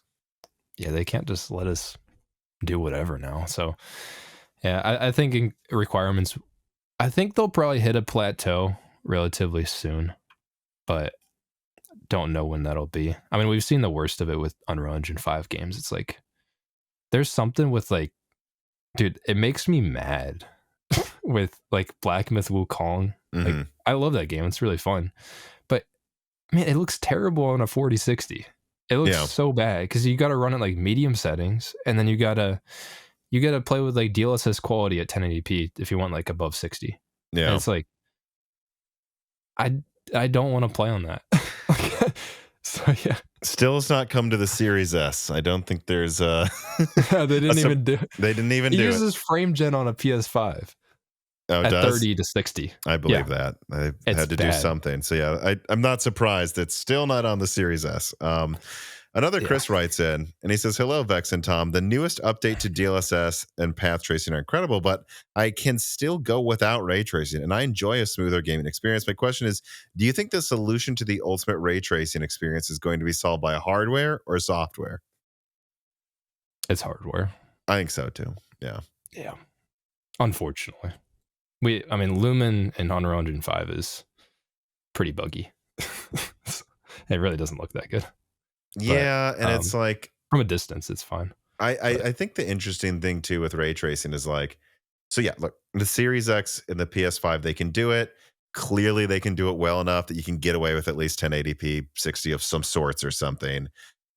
But the yeah, PS5 Pro is like clearly significantly better at ray tracing. And I don't even think it's quite to full RDNA 4 even. Like, and so then I would yeah. expect the PlayStation 6 to be leagues better than that. And my question will be is like, Hmm. and I look at the graphics of Black State that look incredible. And then I think about again Metro Exodus that like, well, if you just do it from the ground up ray tracing, it actually doesn't run that bad.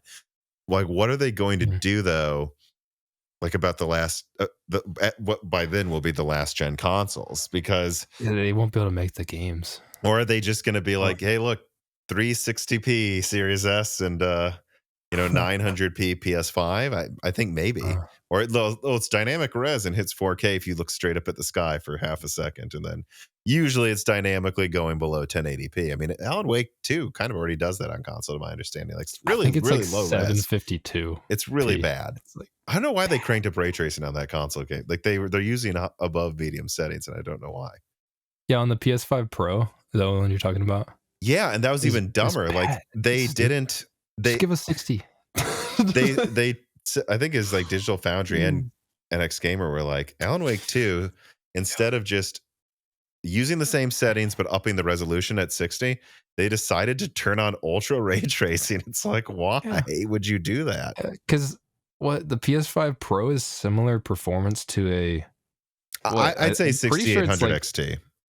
That's right. But 6800. so in raster, it's kind of close to that. In ray tracing, if it's not Oh, NVIDIA optimized, there were some examples where he was huh. finding it around like a 4070 or something in ray tracing. But you'll find Yeah, examples where it's more like a 6800. It's somewhere around. yeah. It's got 60, I believe, or 56 compute units of. I think it's 60. Yeah, 60 compute So units. the 9070 XT is 64, but PlayStation's doesn't have infinity cache and it's clocked Yeah, a little I think it's slower, a power lot limit. slower. Yeah, yeah. It's Yeah, because I was thinking it was similar to like a 7800 XT, but downclocked, I bet minus ray there's some tracing. games where it is, but I bet it's worse in others. But I bet if you like crank up ray tracing, it's better. Yeah. Which, if you want to play at 30 frames per second in Alan Wake 2, here's your example. But Yeah, I don't understand why they did that. That made me mad. I was like, that game barely ran at 60. I don't even think it really ran at 60. It's not that CPU demanding of a game, so it's like that wasn't limiting them. But they're like, okay, let's turn on ray tracing so you can still run at 30. and then Yay! it's like, okay, well now the PS5 Pro's out, so you're gonna let it run at a higher frame rate? Nope, we're gonna turn on like full path tracing or something. It's like, why would you do that? I don't. It's so stupid. Yeah, but on the question of hardware or software, um, maybe what you're talking about for old gen, which would be PS5, Xbox Series. We'll see what the future Xbox is too. But I think they'll probably be turning towards something like that, and maybe on like since a lot of games are gonna be UE5 anyways, that has like you can use hardware acceleration for it, which makes the ray tracing look significantly better. Um, because it fixed a bunch of light leak problems. It actually fixes Hmm. the clarity on reflections, like they're not just a pixely blob. Fixes a lot of the ghosting and stuff too. Um, so maybe they would do that, and it's just the question with it is like, well, the old gen has ray tracing, and then the new gen has ray tracing. If you talk to a normal person, they're like, why would I get the new one? Even though like How do they it market it? checks a So box that it has ray tracing last gen. It doesn't yeah, like it's really have it though. like, Actually, why this is is there like occurring to me. one The game the that's biggest decent? albatross on going full ray tracing is going to be the Switch 2. Hmm. Like, or it's going to Yeah. be another one of those things dragging it down. Like, Yeah, it's like, are they gonna build 2 games for it? Like, this game's I mean, already expensive that's what enough. they did with Hogwarts Legacy. They made the game for modern systems, and they took Oh, half a year man. to a year to make the last gen basically version for the Switch.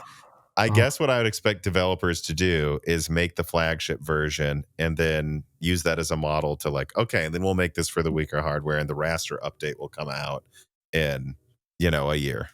maybe that would be I think you got an idea that could be how they market it too. Because then it's like, "Oh, you get it early with the new stuff." Because yeah, they could hire, like you could basically make the whole game. Um, and if it's in an engine that could do both, like ray tracing and raster, because maybe they'll start being engines that are just ray tracing. Or like But maybe the raster will be like a bolted on option where it's like it's for meant for ray tracing and there is a raster option, but we're not going to waste time really pre-baking a lot of lights. Like, it we're might just just going to look do the bad. bare minimum to make the game playable, and don't expect again like these insane looking pre-baked Mm. games like you brought up Horizon. Like, no, we're not pre-baking all those lights, guys. We're going to do the minimum to make the game run. There's going to be things without shadows, like PS2 games basically, or just walk around and nothing has a shadow on it. That's what it's going Yay. to look like. And Going back in time. It'll which look worse than a PS4 game, which is actually hilarious. which they might say, which trust us, you need us to do that because your hardware is so goddamn old that if we did put a bunch of shadows, it wouldn't run it anyways. Yeah. Yeah, I think I, I could see them ray tracing it and building the whole game for it, because that'd be easier for the studio to make. And then I could see a lot of the bigger studios, taking that game, throwing it to another studio and say, "Hey, make this rasterized. Hey, make it run better." And yeah, you don't get the ray traced effects, but it's like, at least you can play the game and it looks close-ish. But I also agree with the guy who asked the question. Is like, I don't find myself turning on ray tracing that Hmm. much unless it's just like I use reflections in a game. It's like I just kind of want to see a reflection of a gun or something. Yeah. That's about it. But And again, you're yeah, not doing I it don't to get see a that. higher score. You're doing it because you have a 5090 and you can, right? Like I have this leftover Yeah. performances when I turn it on. Yeah, I'd rather have a smoother game, a tighter experience. Which is funny because I made a video where we blind tested like all the DLSS effects with frame generation and everything. My buddy couldn't tell a lot of the time. Hmm. It was I maybe would structure the test differently, but yeah, I would have him walk out of the room and have him walk back Perfect. in. I would change it, um, and he would just guess what was happening to the game and if he liked it or not. A lot of time, like I turned on full path tracing with frame generation and all that stuff. he couldn't even see ray tracing was on. I think sometimes he said it was off, which is hilarious. But he said it felt pretty good. So I mean, what does that say? That's on a 5090 though. A joke I make around my girlfriend all the time is if it's like raining out, I'll like see a puddle with a light in it, and I'll go, "Look at that ray tracing! Isn't that sick?" And then she will watch me playing a game on like the PS5, and there will be a reflection. Like in Red Dead Redemption 2, there's reflections off mirrors. Or she'll be playing Red Dead Redemption 2, and she'll be like, "Wow, look at this ray tracing," and I would go, "It's not." I'm like, "But it's a reflection." It's fake. Yep. So do you need it? Not really. Like I don't know. No. Yeah, if there's a necessary mirror in a game, it's like they'll figure it out. Yeah, they'll make something work. Connor Staney writes in and says, "Hi, Tom and Vex. Considering how Blackwell is shaping up, it seems like AMD could be in an excellent position to win over gamers if RDNA 4 is priced appropriately.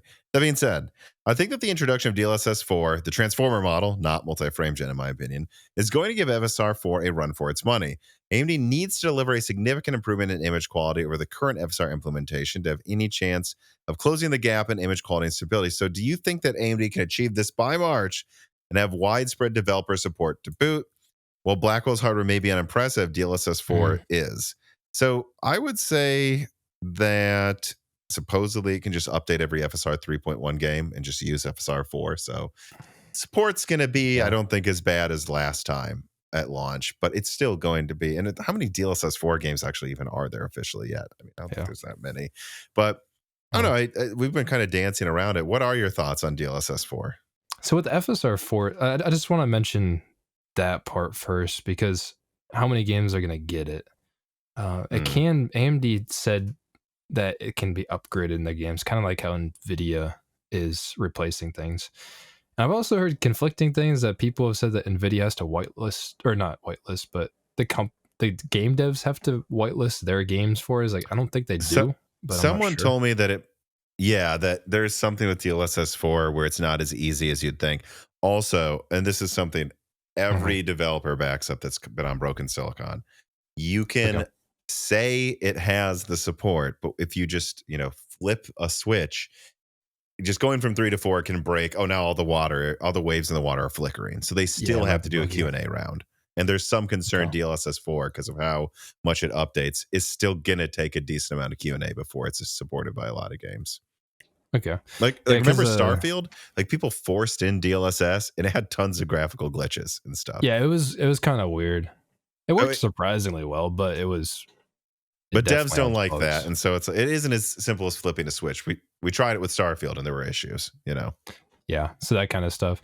Yeah, I mean Nvidia, they probably, because what I thought would have been really cool is like, they just locate where the file is in the game, and then they just swap it out, and then it's done. But I think if a dev has to whitelist the game at that point for DLSS 4, then why don't they just add it to their game at that point? It's not that much harder, I don't think. They already went through all the QA. They already put it in their game to try it. It's like, well, why don't you just update it and make a official release? But that's for DLSS 4. Now, FSR 4, so you can upgrade FSR 3.1, but 3.0 has way different structure of how it's in the game. That's one of the things they updated, which was something that was like, why didn't they do that from the start? I don't know. FSR's always looked really weird in the game files. So I think they'll be able to upgrade that from the drivers. So we'll see how the support is. If they have to do a similar thing as what Nvidia does and work with devs, I mean, although AMD isn't opposed to just shoving things in games, because they did it with Anti-Lag Plus. So we'll see on that, how much support it'll get. But other than that, with DLSS 4, I'm still yet to do like a real in-depth comparison on the transformer and the convolutional neural network. But my first impression is like, you can turn on performance mode at 4K and you don't even really know it's on. DLSS is on, which is great. Wow. Yeah, I haven't really tested it at all. No, I haven't tested it at all. I don't have any game that uses it yet. I haven't bothered to try it. Okay. So yeah, you can try it in I'm actually not sure if Alan Wake 2 uses it, but Cyberpunk has an update. I think that's the only game that officially has one yet. And that is what I would say to push back. It's like, well, FSR won't have support. I'm like, well, DLSS 4 isn't exactly like in every game yet. We'll see how that plays out. But DLSS 3 was pretty quick. Yes. Seemed quicker than this. Yeah, it got a lot of support pretty quickly.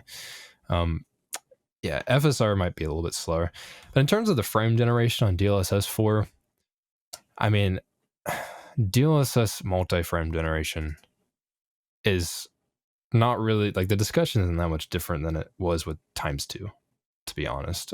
If you're at like 60, 70 FPS in a single player game, it might be fine. You might like it, you might not like it. Like some people are way more sensitive to latency, which I am. I can feel it, but sometimes Yeah, I it kind of like hate it, honestly. yeah, And the reviews I've seen for DLSS 4 frame yeah, gen is surprisingly bad. And I didn't expect everyone to be like, it works perfectly, but like, seems like the perception is worse than DLSS 3's frame gen at launch. Like, if you use like yeah, multi-frame gen, I saw some crazy artifacting in a lot of games on in reviews on and websites. you can see it. I mean, a lot of the times it's probably still okay, but yeah, I mean, I could see it all the time. I would just spin my gun in Cyberpunk, and it's like, well, you can just see it, like the motion. If you're going from like 60 to 240, then it's like you can just see it like duplicating things around the frame. It's like okay, And lossless isn't there scaling always frame some other generation has been setting you doing could that. turn down? That's always been my argument. There, so go from balance to performance DLSS. That will up your frame rate too. Turn Yeah, and the down one transformer model setting. is so good too. Like, So why are we bothering with frame gen? There's always a yeah, setting you can turn down for more performance that won't double your yeah, gun in front of you. yeah. Like I can see it. I mean, when DLSS 3 came out, there was there was a lot of issues because how they implemented it. I remember that because they didn't put it layered wise underneath the HUD for the game on how the game is rendered. Right. So like the HUD would just be garbled as like, well, you might as well now in hindsight is like, well, you might as well just use any other external frame generation tool at that point. But the it was a little bit bad at the start, but it mostly looked good. And mostly from my testing, times two looks the best. I know, crazy. Hmm. But you duplicate less frames, the game looks better. But most of the time that I would maybe use times two, I barely see the point in using times three, times four. You're in a single player game. It's like you're getting Yeah, 120 FPS that's enough, anyways. with times two. It's like, it's fine. Like it hardware unbox how Tim describes it is just better motion blur, Hmm. and that's pretty much how it is. Motion blur with less latency or more latency, but it's fine Or most people of the will time. bring up like Alan Wake 2. It's not a fast paced game, or Flight Yeah, Simulator. You know, you might even be looking at a static object for a while, so it doesn't. But all right. So if you're looking at a static object, why do you need more frames anyways? Like this is an example where you don't even want yeah, higher frames. So if the yeah, best time to use this is when you don't need it, not a ringing yeah. endorsement, in my opinion. Yeah, and then there's artifacts with times three and times four. Times three is a decent balance, but then the real crux of it is like, man, you gotta have a monitor Uh-huh. that can use it because if you generate past your refresh rate, it's actually worse because you might be seeing fake frames instead of real frames sometimes, and your latency will be higher Hmm. because you're generating even more. So it's like you need at least a 240 hertz monitor. Now, talking to somebody with a 5090, that's fine. I mean, you probably have $1,000 monitor. Let's be honest, um, because you already spent $10,000 on your battle station. Hmm. So a lot of people will have that, but if you get on the stack, that feature, and this same thing applies with frame generation, it gets less and less useful. And the real disgusting part is how NVIDIA markets it like it is performance. But if you get a 5080, it's already less useful Hmm. because it's harder to achieve the base frame rate.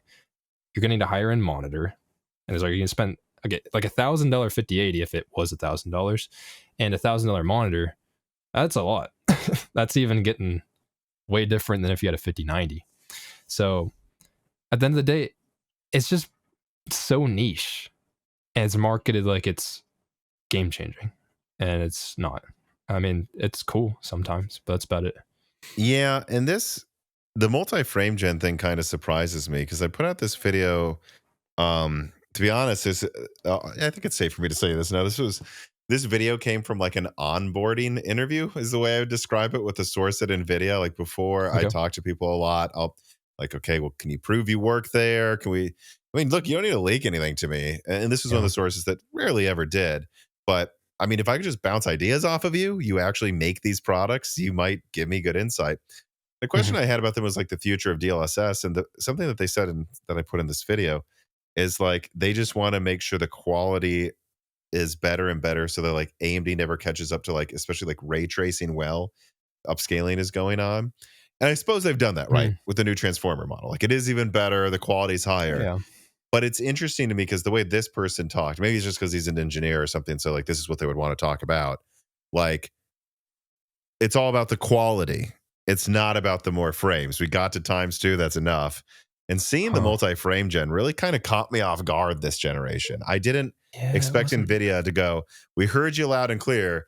The favorite thing Oh. for from Lovelace was the fake frames, not the ray tracing performance or the quality of DLSS. Yeah. And it's like it's so interesting to see this fake frame thing really be harped about with Nvidia, when if they would have just focused on like eventually supposedly we can compress the VRAM, which I have concerns about if that'll actually work. And like, do stuff Yeah. with geometry. That to me is much more impressive. Huh. Yeah. I don't know.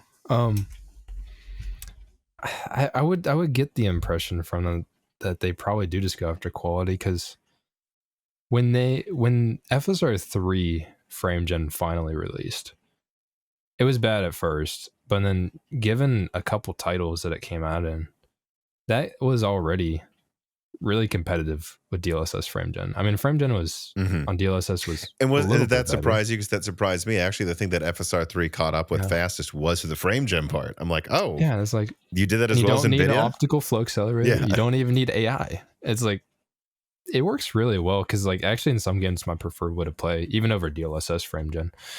But I could see, yeah, they going after quality, but then when they released times 3 and times 4, the quality really isn't that good. Yeah. Like, it's not just 4 times smoother. I mean, it's not the same. It's not performance, but it's not 4 times smoother either, because there's some artifacts, and sometimes you'd prefer to play with it on. Um, it's just weird that they released it like that. Then maybe they just, to me, multi-frame gen was, Is it just so they can say it's it, faster than the 4090? Like, was that the whole yeah, thing? is I don't that all know. they had? Because I mean, they didn't compete on price with their old gen really that much, and then maybe it's just all they had, and as their marketing is like, okay. Because the impression that I've got too, because I mean, maybe Nvidia's scared of this now from Hardware Unboxed. How what was the one program that when Nvidia encroached on it? I forget what it's GeForce Partner called. Program. Yeah. I think it was Hard Um, OCP really stuck out their neck on that one too. hmm. Yeah, I remember that. Maybe Nvidia's scared of that now, but like a backlash coming out like that again. But man, I've been so critical about it, and they haven't said anything to me, and I Hmm. don't know why I'm getting cards. Yeah. So it's like, well, maybe that's all they have, and they know that it isn't really that good. So I don't know. They haven't told me anything else. So I guess the final question I'd ask you, just your opinion on, is how AMD should respond, because really do think a major component of the delay was just seeing how nuts Nvidia was being with their claims, and the mhm, pricing was more aggressive than I do think AMD expected. And they're like, we need a yeah, few months to make sure we can compete, like that we know where we need to price things, and but also to maybe we need to make sure FSR4 can be marketed correctly. Like I think they could just market frame time graphs. Like now it will be out. They can just have the 5090, the 5080. I actually had a contributor say to me, maybe AMD should compare the 9070 XT to the 5080, because 90% for half the price sounds better than like 20% better than the 5070 Ti for 10% less or whatever.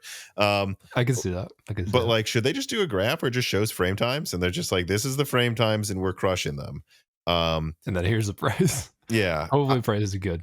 Yeah. that's what I think maybe they should do. But I Mhm. can't help but feel like they need to have their own bullshit frame thing too. Like, just so they have it, just so they can say, and honestly, if I were in Mm, charge there, I'd have fun with it. I'd have a presentation where I'm like, so if we're doing NVIDIA's, crap vision, we are twice as fast as a 59, a 49. I think just interpolate 8 frames. Like add that as an option. If you want to 8 times your frames, we are double the 4090 in Jensen's world. And then you could just go to the next slide. Now, in the real world, this is the different like again, AMD, you're free to email me again if you want advice. It's happened before, but like Yeah, that is how you market that. Like, and it would be tongue in cheek. But like, I wonder how much do you think they should lean into the multi-frame gen thing? Because they could just ignore it. I don't even think they have to acknowledge it. It depends how petty they want to be. I could really say maybe I'm just a petty person because I would definitely go full petty on this one. I also wonder too with AMD's technology with frame gen, how much they can do that. I'm not 100% sure. I don't know how theirs structurally works. I know Nvidia structured theirs a lot differently with the frame pacing for multi-frame gen because it does actually feel smooth. I don't even know if they should acknowledge it, but that would be funny though. They just real world, fake world. And we've even seen an app. Are you aware of lossless scaling? No, it's an app. So it's an app that you get it on Steam. It's $7. So not much. And it can do frame generation, and it does it externally from the game. Okay. So they use an AI model in that. Well, not even they. I think it's mostly just one guy. It doesn't use the hardware though, but they modeled it with AI, is what you're saying. Yeah, and they already have ×4 frame gen, and it actually with the new updated model is like probably way too good for not being in the game. Yeah, it actually looks pretty good. So I'm still working on a video on that, but so it's not crazy to think AMD could come out with an 8 times frame gen and be like, here's the fake world frames, just so we can say it. 600 FPS. Yes, look, we did it, everybody. You can play Counter-Strike Go at 10,000 frames per second. We did it. All right, now for those that actually don't want to get motion sickness, here's the real performance. Yeah, I would love if they did that. I don't know how aggressive they'll be, and they've had time to structure their response. Prepare, yeah. So well, I think we'll agree on that. They better have a good response. Like, as much as I think it was probably a good idea, but it better bear fruit. Like, you better like have these perfect presentations because you did give yourself another 2 months. Yep. Hopefully they really do knock it out of the park, but I don't want to get too hyped. No, I don't even say I'm cautiously optimistic. I just say think it could be good. Let's just leave it at that. On that note, though, I think that's a good place to end the episode. I want to thank you for coming on again. Please tell everybody where they can find you and plug anything you want. So you can find me at Vex on YouTube. Very easy to remember. In the description. It will be. Yeah, I think I just got it where now when you look up Vex, I am the first Vex that comes up on YouTube. So it's got yeah, but there's actually look it up now. Yeah. And then I'm actually not on anywhere else, but if you do watch my videos, then you can join a Discord. That's in the description. Other than that, that's about it. I'm not on Twitter. I'm not on Instagram or anything. How lucky of you. Yeah. I'm missing out on so much. I don't think you are. But so I will also plug, of course, subscribe to Moore's Laws on YouTube, ring the bell button, like, share, subscribe to Broken Stuck on your podcast app of choice, give us a review on Apple Podcasts, consider joining the Patreon to ask us like Vex questions and get access to bonus content.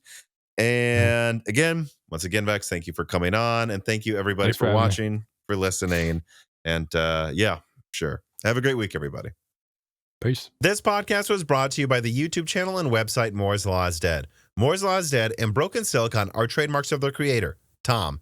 That guy is me, and I am indeed the creator, editor, writer, and showrunner of Moore's Law is Dead podcasts, videos, articles, and other media. However, it's not just me. Moore's Law is Dead is a team, with Broken Silicon co-hosted by my brother Dan, audio editing by Gerard Cortez, renders being done by the industrial designer Jean-Philippe Clermont, and special assistance is also provided by Carmen Cry and Carrie Nosugad as well. Find all of our information at www.mooreslawsdead.com on the About / support page in the event you do want to hire me for consulting work, hire Gerard for audio work, hire Jean-Philippe for industrial design work, or you're interested in working with Carbon Cry or Carry No Sugata as well. You can also find our long-term sponsors on that page if you want to show them some love for putting food on our tables. Or you can also mail us some love. You can send letters or hardware donations to the following address: Moore's Law is Dead, P.O. Box 60632 in Nashville, Tennessee, zip code 37206.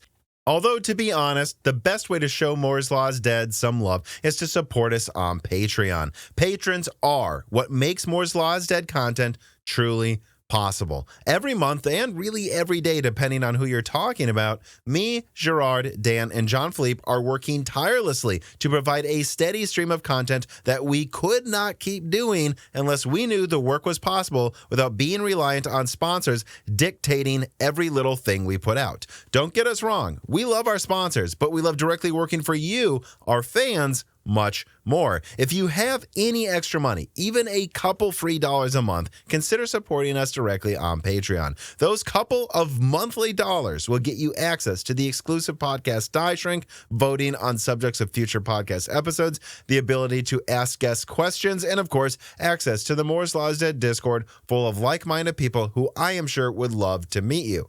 I am one of them. Additionally, higher tiers get access to early, ad-free episodes of Broken Silicon, the ability to ask questions in all Broken Silicon episodes and Loose Ends live streams ahead of the recording, and the entire back catalog of Moore's Law is Dead podcasts, in addition to having thanks in the credits of videos and podcasts depending on the tier, with other perks available as well. And hey, if you cannot afford to support us directly every month, please do share Moore's Law is Dead videos and podcasts with friends and family, and on social media and websites like Reddit, and give Broken Silicon a 5-star review on Apple Podcasts or your preferred podcast app of choice. All of this does really help us so much. But like I said, this podcast would not be possible without the patrons directly providing predictable and reliable support every month. And so now it is time to give a personal thanks to the greatest of the fans. The following supporters are at the 10 gigahertz or higher supported levels: Brad Medlin, Drita Full, Z Jits, Daniel D, Dick, Nicholas Buckner, Aaron Close, Jan Rauner, Daniel Hyde, MJB1,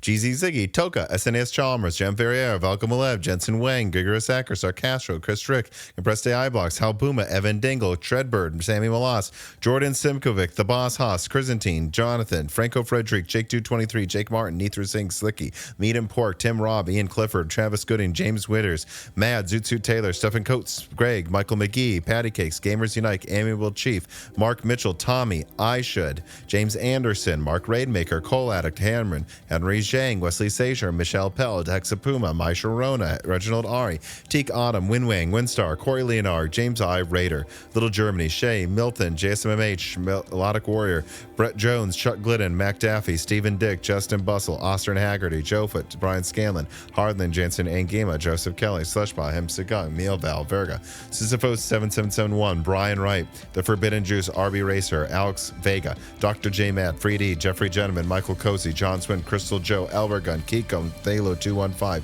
Brian P., Sprutnik, Hoodat 42, Cornster 671, Penta Winta, Hal Richard, Mr. Tiger, John Wick Boomstick, Porcelain Oats, Curry King 3, Nixus Mania, Sakosha, State Farm Snake, Rye Chill Hill Chi Bulls, Stove, Kevin Kuntz, and Armand Vach Atura, and of course, thank you to Sahara for the music.